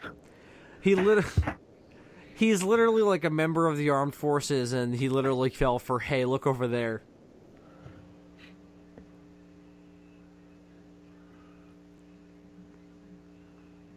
Beginning to know? We know, lady. They want Godzilla's fucking cum. It's fine. They're not alone. There are many fans out there who probably will join you. We created a Godzilla fleshlight, and you know what? It was more well received than we would have ever thought. Yeah, disturbingly, people wanted it. If I was we like, had damn. done, if we had done that instead of T-shirts, that would have been like it would have sold like hotcakes. They would have. Yeah, you know, if only we had had the licensing. If only we had had the craftsmanship or the fucking sick, perverse nature. Toho would have never fucking... Oh, they would have sued us like... We would have been Robin Williams and Mrs. Doubtfire after, like, he gets made. We'd be I don't want to lose my kids. Which they need to get with the times. There are a lot of movie-themed sex toys. Ladies, did you know that right now you can go out and buy... You want a Mrs. Doubtfire-themed sex toy? Because me too. I mean, I'm in. Did you know that right now you can go out there, Bill, or anyone else listening, and buy a Shape of Water-inspired Gillman penis dildo ribbed for your pleasure? That doesn't surprise me at all. Or should I say gilled for your pleasure?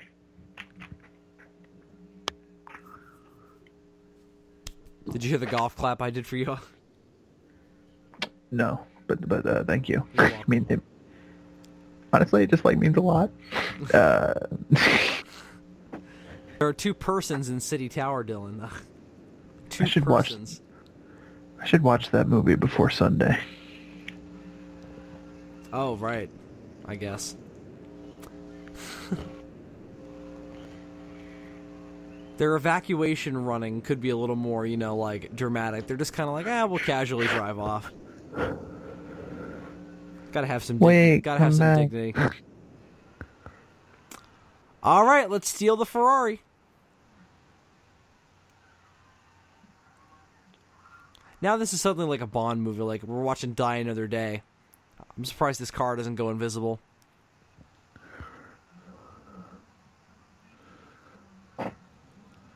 Not just my dad, but the world's dad.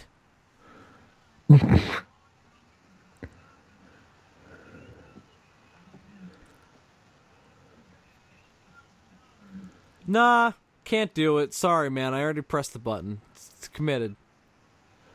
Listen, man, when I was a kid, my dad always told me, if you fucking commit to something, you better fucking do it. I'm not a quitter. You telling me to be a quitter? You telling me to let my old man down? He's dead. He died of colon cancer in 1985. Just based on hair... You know how rough that was on my mom? Just based on hair alone, I'd like to think that Katagiri's favorite movie is Grease. I like to think that he likes to watch Grease and, Master and Commander, He's got this whole Kaneki thing going on. Meanwhile, Shinoda's watching, fucking Richard, documentaries. She was like, hey, remember when I was the... Oh, what's that supposed to mean? Oh, the huzzah, the title of the movie. Woo. Hey, you guys remember when I was the morally ambiguous character from Mothra? You guys remember when I was in other movies? Not often. He's a good actor. I like him. You remember when Toho didn't recycle their fucking actors like fucking cans? No? Me either. They weren't so much doing that in the Millennium series as they were in the Showa series, though. They weren't putting fucking Akira Takarada in every movie. Like they finished filming a movie and they're like, all right, change your underwear. We're about to start another one. He literally moved from set to set. Like, what monster am I running from in this one? Gargantua. Okay. No, I don't think he was in that one. Do we all know its name? Of course you do. This is a Toho movie. But it hasn't appeared yet? No, this is the first time. Right on. So what part of the monster movie Toho formula are we filming today? Scene 6. Right. So we're running it now. Well, of course, naturally. That's pretty much all we do. Run and occasionally talk to each other. It's a good job. What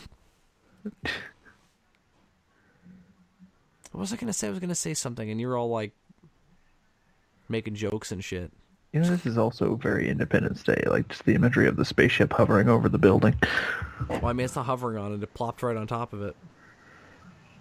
Yes, it's a little different. Can you imagine if the spaceship in Independence Day had done that when all those fucking people were on top of the building with the signs like, take us away? I mean, that's all they had to do. They didn't have to fire a laser. They just had to drop down. That would have been fucking hilarious. And then to add insult to injury, they fire the laser. Yeah, then it would have just been like, well, all right. Thanks, bro.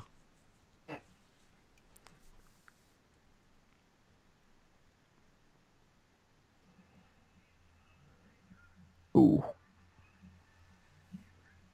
That building has a really big, like, smoky sombrero. This imagery would be in no way controversial 1 year later. Yeah. Flaming aerial vehicles on buildings definitely raises some eyebrows. But it is only one building. It's not the same, so, you're reaching, but sure. It looked like some sort of giant lit that building like a fucking cigar. Earth. Ooh, I don't remember this. I like this a lot, though. I wish this was in the American version. It's creepy. Wow, I feel like this alien did the opening titles for Evangelion. Erase, suppression, dominate. Yeah, it does feel very Evangelion, but I'm like, I like Evangelion. I mean, so I'm not against that kind of thing. I like that kind of weird esoteric shit. Da, da, da, da, da, da, da, da, da. So it's telling you what it's learned about us, and now it's telling us why it's going to destroy us. It's like, bitch, that ain't how you destroy a building. I'll show you how to destroy a building. Yeah, it was pretty funny. He just delivered like a well-reasoned essay on why he's going to make a Godzilla and kill us all.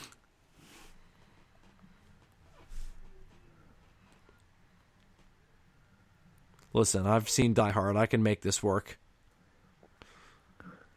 Your balls would just like fucking confetti after this. Boy, he got shafted. Haha. You should go home now. I think you're drunk. I am home.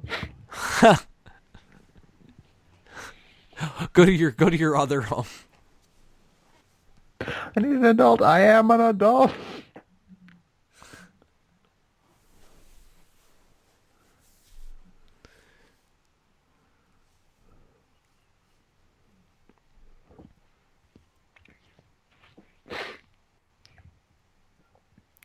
That's the one. That's the. Yeah, it is very Die Hard, ain't it? But it is very Independence Day as well. Just like the kind of tactile nature of the destruction. It feels in line with that. Yeah, except without the giant fucking wall of fire.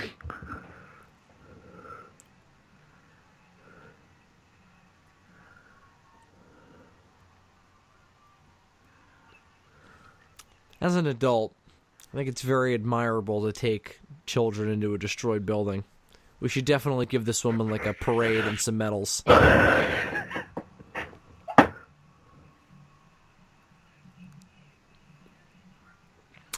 This was a wonderful fake out in the theater in 2000. Like, I was actually genuinely like, like I thought this was the aliens. I thought this was the moment where they were going to come out in all their like squid glory. It's not. It doesn't help that it feels very much like that scene from Aliens.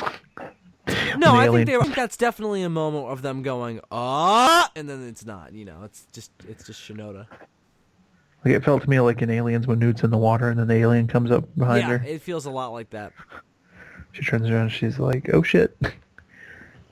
I like incorporating American movie tropes into Godzilla movies. They do it in GMK as well. People don't like that. I think it works fine. They don't like the American horror tropes that get worked into it. They like the kids fucking around on the ocean or, in this one we've got Japanese people trying to blow each other up.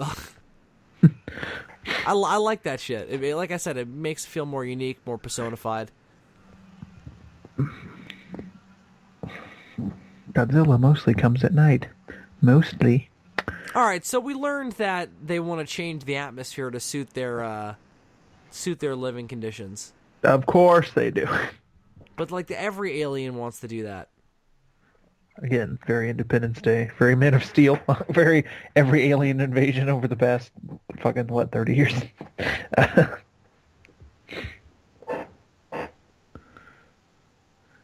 Ever since people who made movies found out what terraforming was, they were like, oh. Why are they interested in Godzilla? I'm like, who isn't interested in Godzilla? Oh my god. God. Oh my god, they want a poorly drawn version of Godzilla. They found my 5-year-old Etch-a-Sketch drawings. They found my sock puppet. I love how these dudes are gonna stand next to each other and pretend like one of them just try to blow the other one up. They found what appears to be a Tyson brand dino chicken nugget. Godzilla's coming in with Thai. What does everybody want? This is the one little bit where you hear the Ifukube march, though. And it's really effective here. Well, I mean, Yeah. it comes in at the end credits as well. I'm not counting that, even though that's better and even more effective. Music is good, man. I like music. I wish there was a bit more of it. The Ifukube stuff, I mean. No, like I said before, man, I like every now and then for them to do one where there's either only a little bit of it or none of it at all. And I think this was a good one to do that with.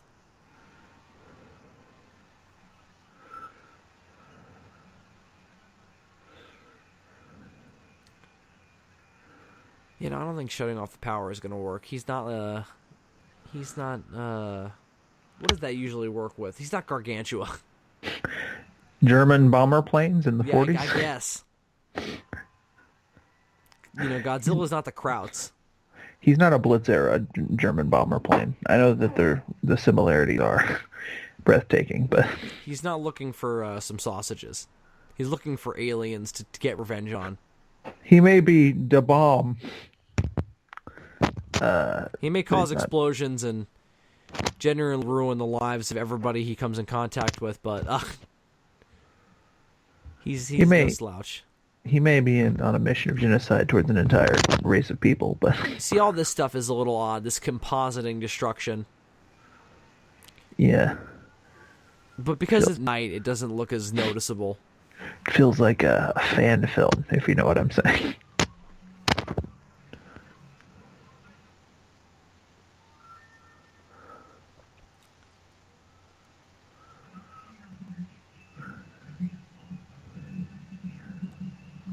Damn, like, where's all this dust still coming from? Godzilla's got one sandy-ass vagina, that's... I mean, I think realistically it's coming up from the street. He's doing this, what we're about to see. It's just coming up from the street. Have you ever seen a street cleaner go through? Like, you know, they bring up a lot of shit. I haven't, no. Do you guys just have, like, a guy with a toothbrush come down and just, like, lightly dust every morning? He just comes through like, ooh, I just gotta, you know, do it one pebble at a time. I don't know.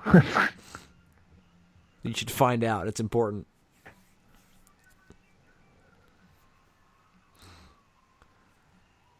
Godzilla's like, oh shit, this is not gonna end well for me. That was pretty cool. Even though it served no purpose whatsoever. What? It moved a little bit.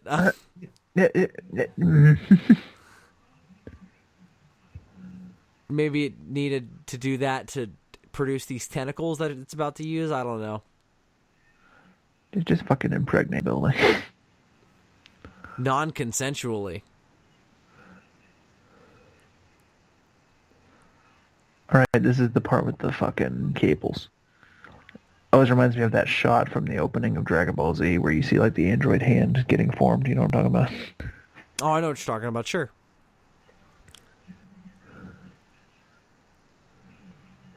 This is very Biollante.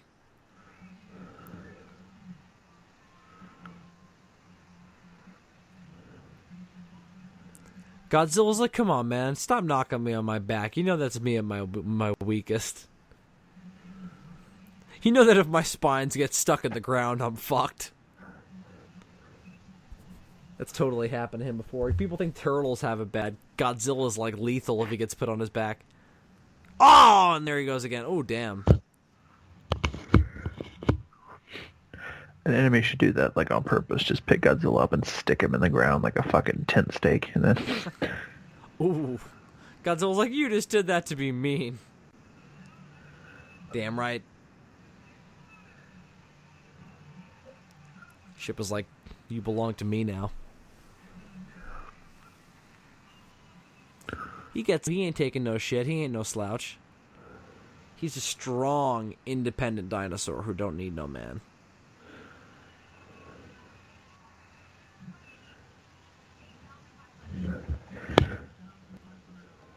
He's burning red hot.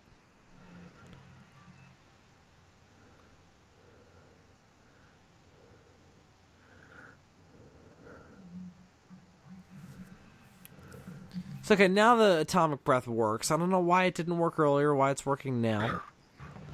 Oh, I think I know why. I think the rock earlier was protecting the ship a little bit. That didn't look great. The rock was protecting the ship a little bit from his atomic breath, so like it would destroy the rock first, and it didn't get to the ship itself. So Probably, because after he shot it, there was that big, the whole, like, the tip of the ship was exposed.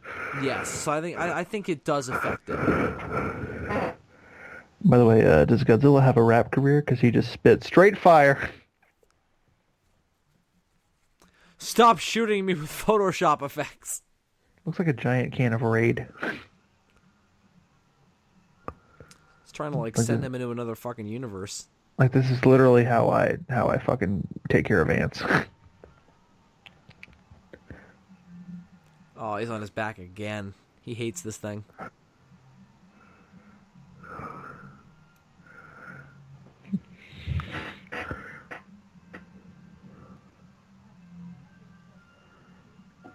He's like, alright, where'd he go? Godzilla never gets on his back without having a drink first. He's like, oh no. He just keeps looking up and getting fucked over. He's like, oh man. Just more Photoshop effects. This is the worst day for me.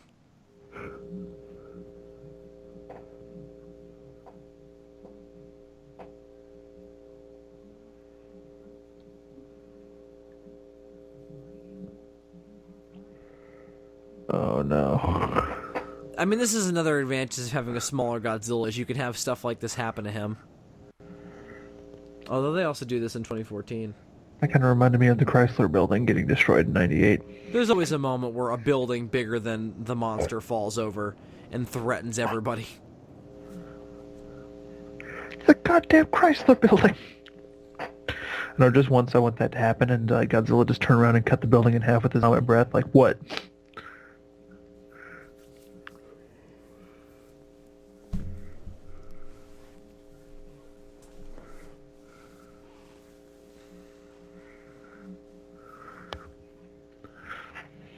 Oh, we don't want to look. Don't let the little girl look. Oh my god. The spaceship was really Dogura the space monster Honey, the whole close time. your eyes. When a spaceship loves a dinosaur very much. Listen, I'm just saying I should ask Godzilla first.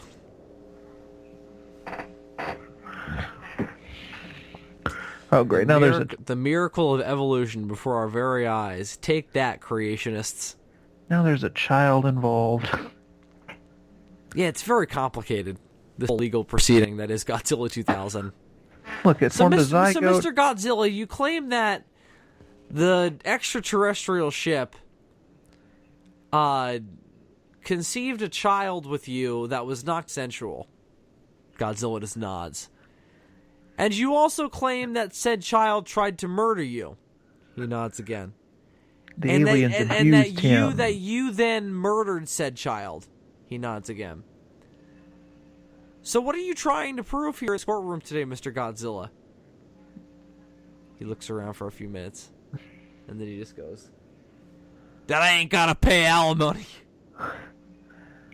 The aliens abused him sexually. I would have to agree. What is this creature called again? Isn't it called like a millennial or something? I mean, yes, number one. No, I think it's just called like Orgo First Form or whatever. I don't know if it's got a more specific name than that's possible. But I always thought it was creepy looking when I was a kid. Freaked me out when I saw it in the theater. Yeah, the CG's not great, but it is a nice alien design. Yeah, but compared to the other stuff, like the way it looks is more understandable. Like, and it's a little more impressive that they pulled it off in the way that they did. Yeah.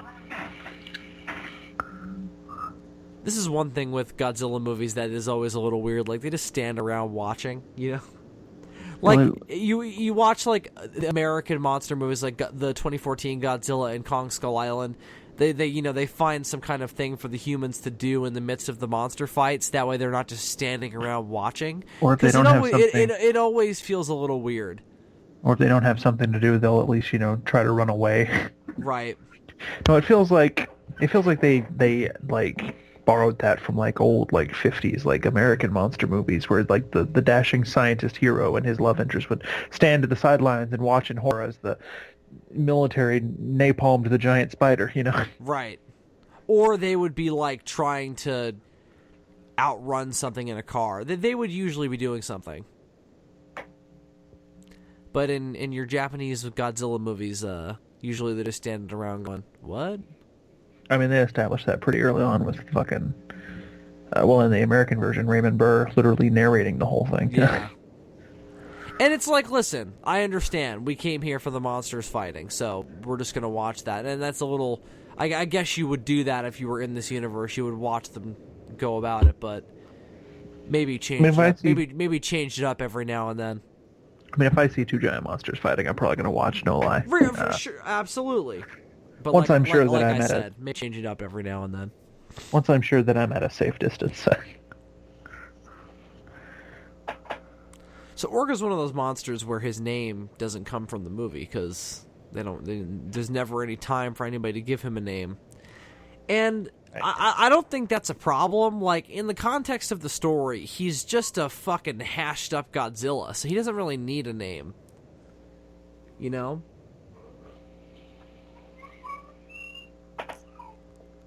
But in the wider context of the universe, when he's coming into video games and stuff, obviously I understand the idea. I don't know where the name comes from, like who said we're going to call him Orga. If it was Toho, I don't know who at Toho was like, that's the name! Yeah, that's a good question. I don't know. I mean, I know that it was Save the Earth. That was the... Wait, was he in Destroy All Monsters Melee? No, right? I don't think he was. Pretty sure Save the Earth is where that name comes from. Maybe that was in the manga that you mentioned before. Because that stuff's all written out, so I imagine they would probably have to put a name on there. This fight is great. This is one of the big standout things, like, showing Americans what's cool about Godzilla. This is something that, we never had the chance to see in 98, is this insane level of action, where you just have two gigantic things beating the hell out of each other, knocking a city down. And the suitimation in this part is really, really good. There's not a whole lot of wonky CGI to ruin it here. Oh! More of the fire breath. Orga's been leaping around, though. I like that. I like the leaping. Yeah.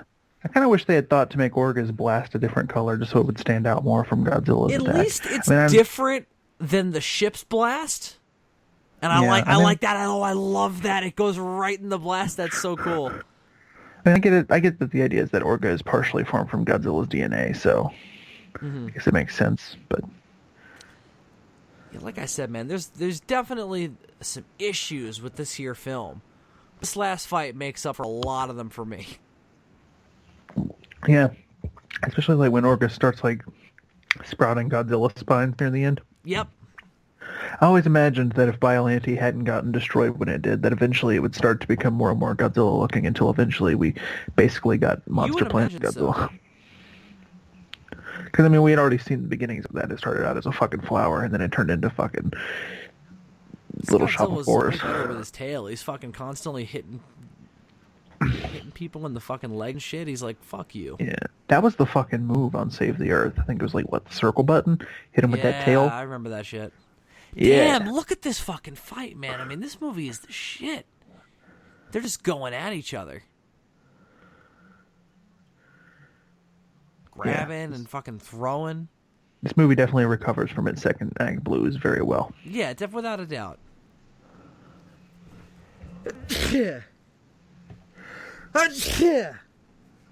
Pardon. Whenever I sneeze on recording, I always hate it so much because I always think of King Kong 05. I don't know why, but I always remember that old guy at the beginning sneezing. Do you remember that? Oh, yeah. And I just, because I always hated that. Like, oh, that guy's always, I hate that guy sneezing in the movie, and I always think of that, so I don't want to be that guy. This is the other part where you can tell Godzilla's green, though, because Orga starts turning green. Yeah, Orga turns way more green than he does, though, to the point where he looks like fucking, like Reptile from the Mortal Kombat movie a little bit. Like, it's that kind of green. Yeah, I agree. But the thing is, it mellows out quickly. Like, he turns into the charcoal gray. It's weird. I suppose it's charcoal green. I don't know why they even bothered. Oh, that's so badass. He went in for another bite and he just fucking blew part of him off. It's like, that's what you get for going in for a fucking non-consensual kiss, man. See, there you go. It just literally just molded into the normal color. The CGI in the scene is also better. I think it's because it's dark, though, and it's not as complex of an effect as some of the stuff we saw earlier. Darker lighting has always been great for CG. Orga is also one of your creepier Godzilla enemies as well. You know, like a lot of Godzilla monsters, you can't really credit them with being scary. But I think it is? You know what I think it is? Orga doesn't really have much of a personality. They gave him one in the video games. They made him like this like bruiser like character. But in this movie, he's sort of just this single-minded, just sort of engine. Adapt, survive, destroy. Yeah. So you know what I like as well? You think this is it? Like Godzilla just blew him apart? It's not, though. No, shit's about to get crazy. He's about to step it up. And the damage Orga takes, like this suit, fucking the shit. Like, look at that. Like the thing evolves so much throughout the entire sequence. It's just very impressive. Very, like I said, unique. I think we're almost to the part where Orga proves why he should have been the one to get a flashlight.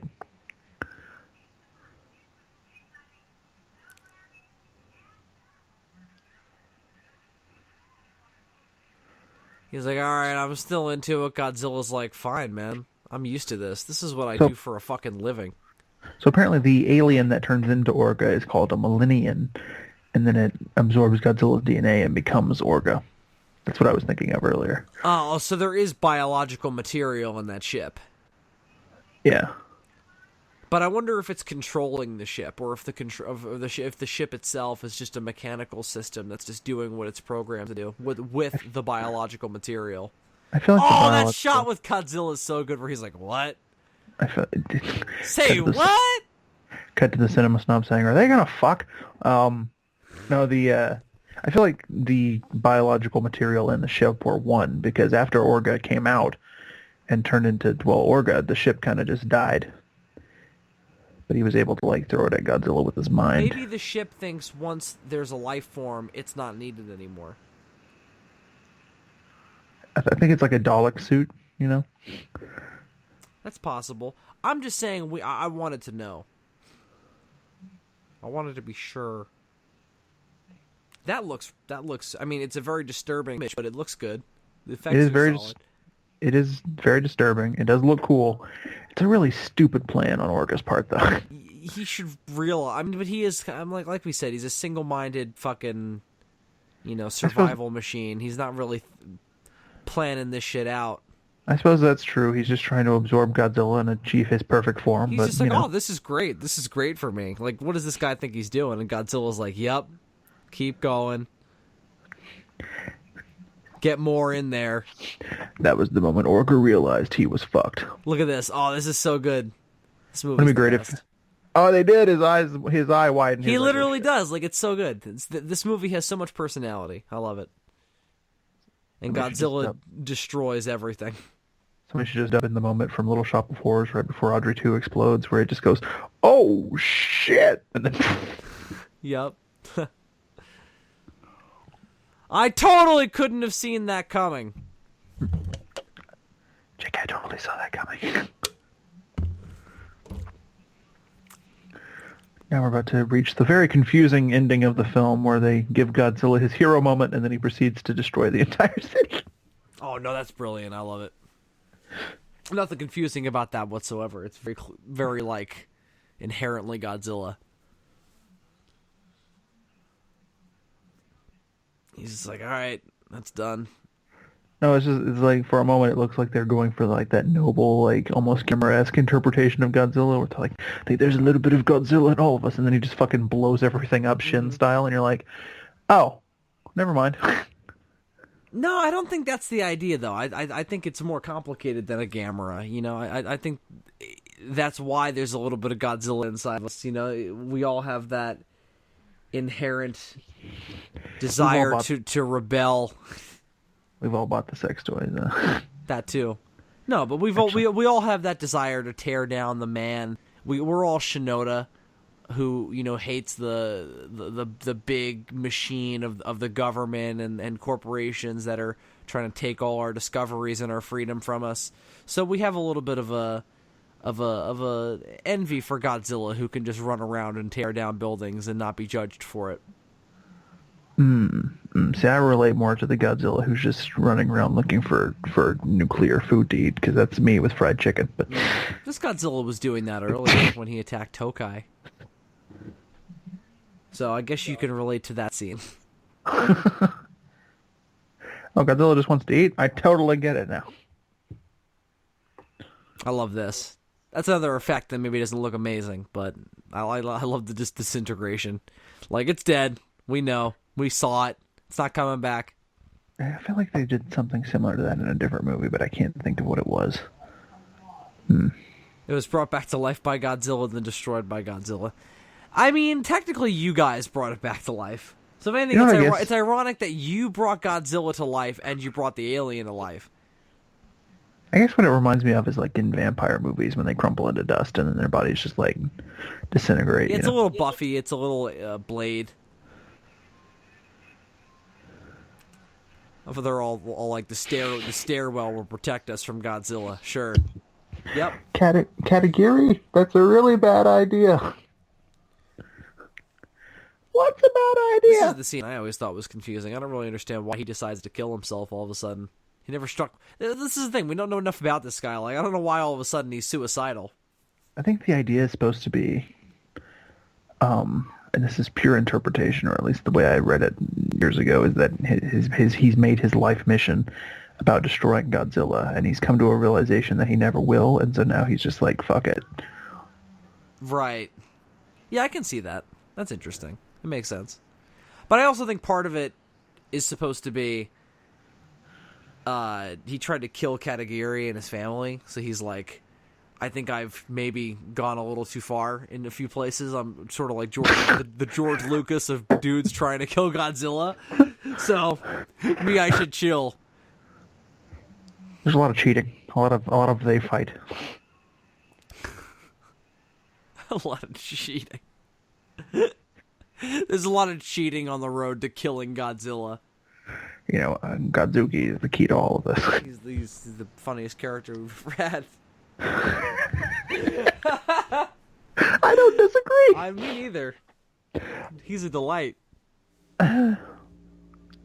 He's like the fucking... No, I'm really gonna miss the guy that tried to blow us up like a half hour ago. You're right, he is a delight. He's the fucking Andy Serkis from Black Panther of Godzilla. I'm sure Andy Serkis feels the same way. He goes around describing himself as the Godzuki of Black Panther. Now I really want to see in Godzilla 2 2019, it's like, Andy Serkis is Godzuki. Dude, I'm there. He was already a consultant on 2014. Next step. He's never played a flying critter before. It'll be a new challenge. More of a gliding critter. He's been apes. He's done the whole monkey business. He's been weird little cave creatures. He's been international arms dealers. International arms dealers who may or may not be South African. Who may or may not have one arm. They're savages. He's been a cook on a 1930s boat. Ooh, look at all the fire. This is the best use of the Ifukube music when the fire comes back around. I mean, this is all just awesome imagery. This is just stuff I want tattooed on every bit of my body. I just want my body to be this image. But yeah, no, that's definitely the best Ifukube music. I feel like Hideki Anno ripped that scene off a little and just like upped the ante in Shin. Like, I feel like it's the same thing. When he blows up the city? Yeah, because he does like the same like sweeping motion. Mm-hmm. Yeah, it definitely goes around a lot more. It's a similar scene though. You're right. But that's Godzilla 2000, kids. Always a delight. Always an enjoyable ride to watch Godzilla movies with you. I just like to imagine that there was some small child in one of those apartment buildings who was watching the whole fight, and he's like, "Yay, Godzilla saved us!" And then Godzilla just incinerates him. Yeah. That's the magic of Godzilla, my friend. Oh, so many dead babies. That's the magic that we're trying to get across here. Did you understand the magic? Oh yeah. Then that's all that matters then. It's kind of the fucked up thing about this franchise, though. I mean, we've talked about this before, how the entire franchise, and by extension our friendships, are predicated upon the deaths of millions of people. Yeah, but I mean, yes. But if we wanted to really analyze that further, you could say that about every relationship forged in human civilization, is that it's fucking anything based in civilization is based on the predication of the deaths of hundreds of millions of people. Because that's what civilization, unfortunately, that's the cost of it. I suppose that's true. Fucking truth, son. That's Godzilla.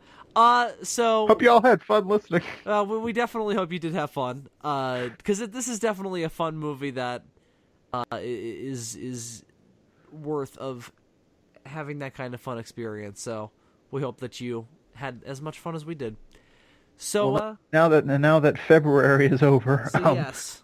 I promise the next time you hear from us, we will be talking about a samurai thing. Well, and I don't have to announce the first thing now. That's what they've been waiting for. Yes, I did say I was going to do that, didn't I? If you were listening the first time I announced Samurai Month, I mentioned that we were going to be starting off the first half of the month with things that aren't actually samurai movies, but that are sort of American things that have some sort of inspiration or influence from samurai cinema. And so next week we're going to be talking about a little cartoon. And this is actually pretty fitting because I think it's like almost a year to the day since it came back last year, where we're going to be talking about Samurai Jack. Specifically, I'm going to have Bill watch the premiere movie from season 1. It's the first 3 episodes. If you're someone who still hasn't gotten into Samurai Jack and you want to watch that beforehand, do it with me. It's not the in a first 3 sexual episodes. Way, in a Samurai Jack way. Or if, like me, you're already a die-hard Samurai Jack fan, and you pop a boner every time you think about it. You've already got into it in a sexual way. It's too late for you. There's no going back. Then you know what? Watch it again, because the premiere movie is fucking great, and I could watch it every day for the rest of my life. He doesn't need porn. He just needs Samurai Jack. Right? Damn straight. So yeah, I'm excited. It's going to be fun. It's going to be a nice change of pace and a nice conversation piece. Gonna Samurai Jack off while I watch it. All right. We understand. You don't have to paint us a picture. You don't have to send me a Polaroid. Not the brand, just the general concept. I like to keep going with the joke until it's so clearly, annoyingly drawn that everybody. Yeah, but you just want me to understand that you have a sexual feeling for this TV show, and I do. I really do. Trust me. I get it. I like to start a joke with broad appeal and then keep going until only one person thinks it's funny, and that one person is me. So I'm glad. Well, all right then, Dylan. So until we begin Samurai Month, I am Bill Worster, aka Zazubaar. And I'm Super DM64. Remind you, it was a podcast. You heard it, and well, you can't see us. I'm sorry. Goodbye, kids.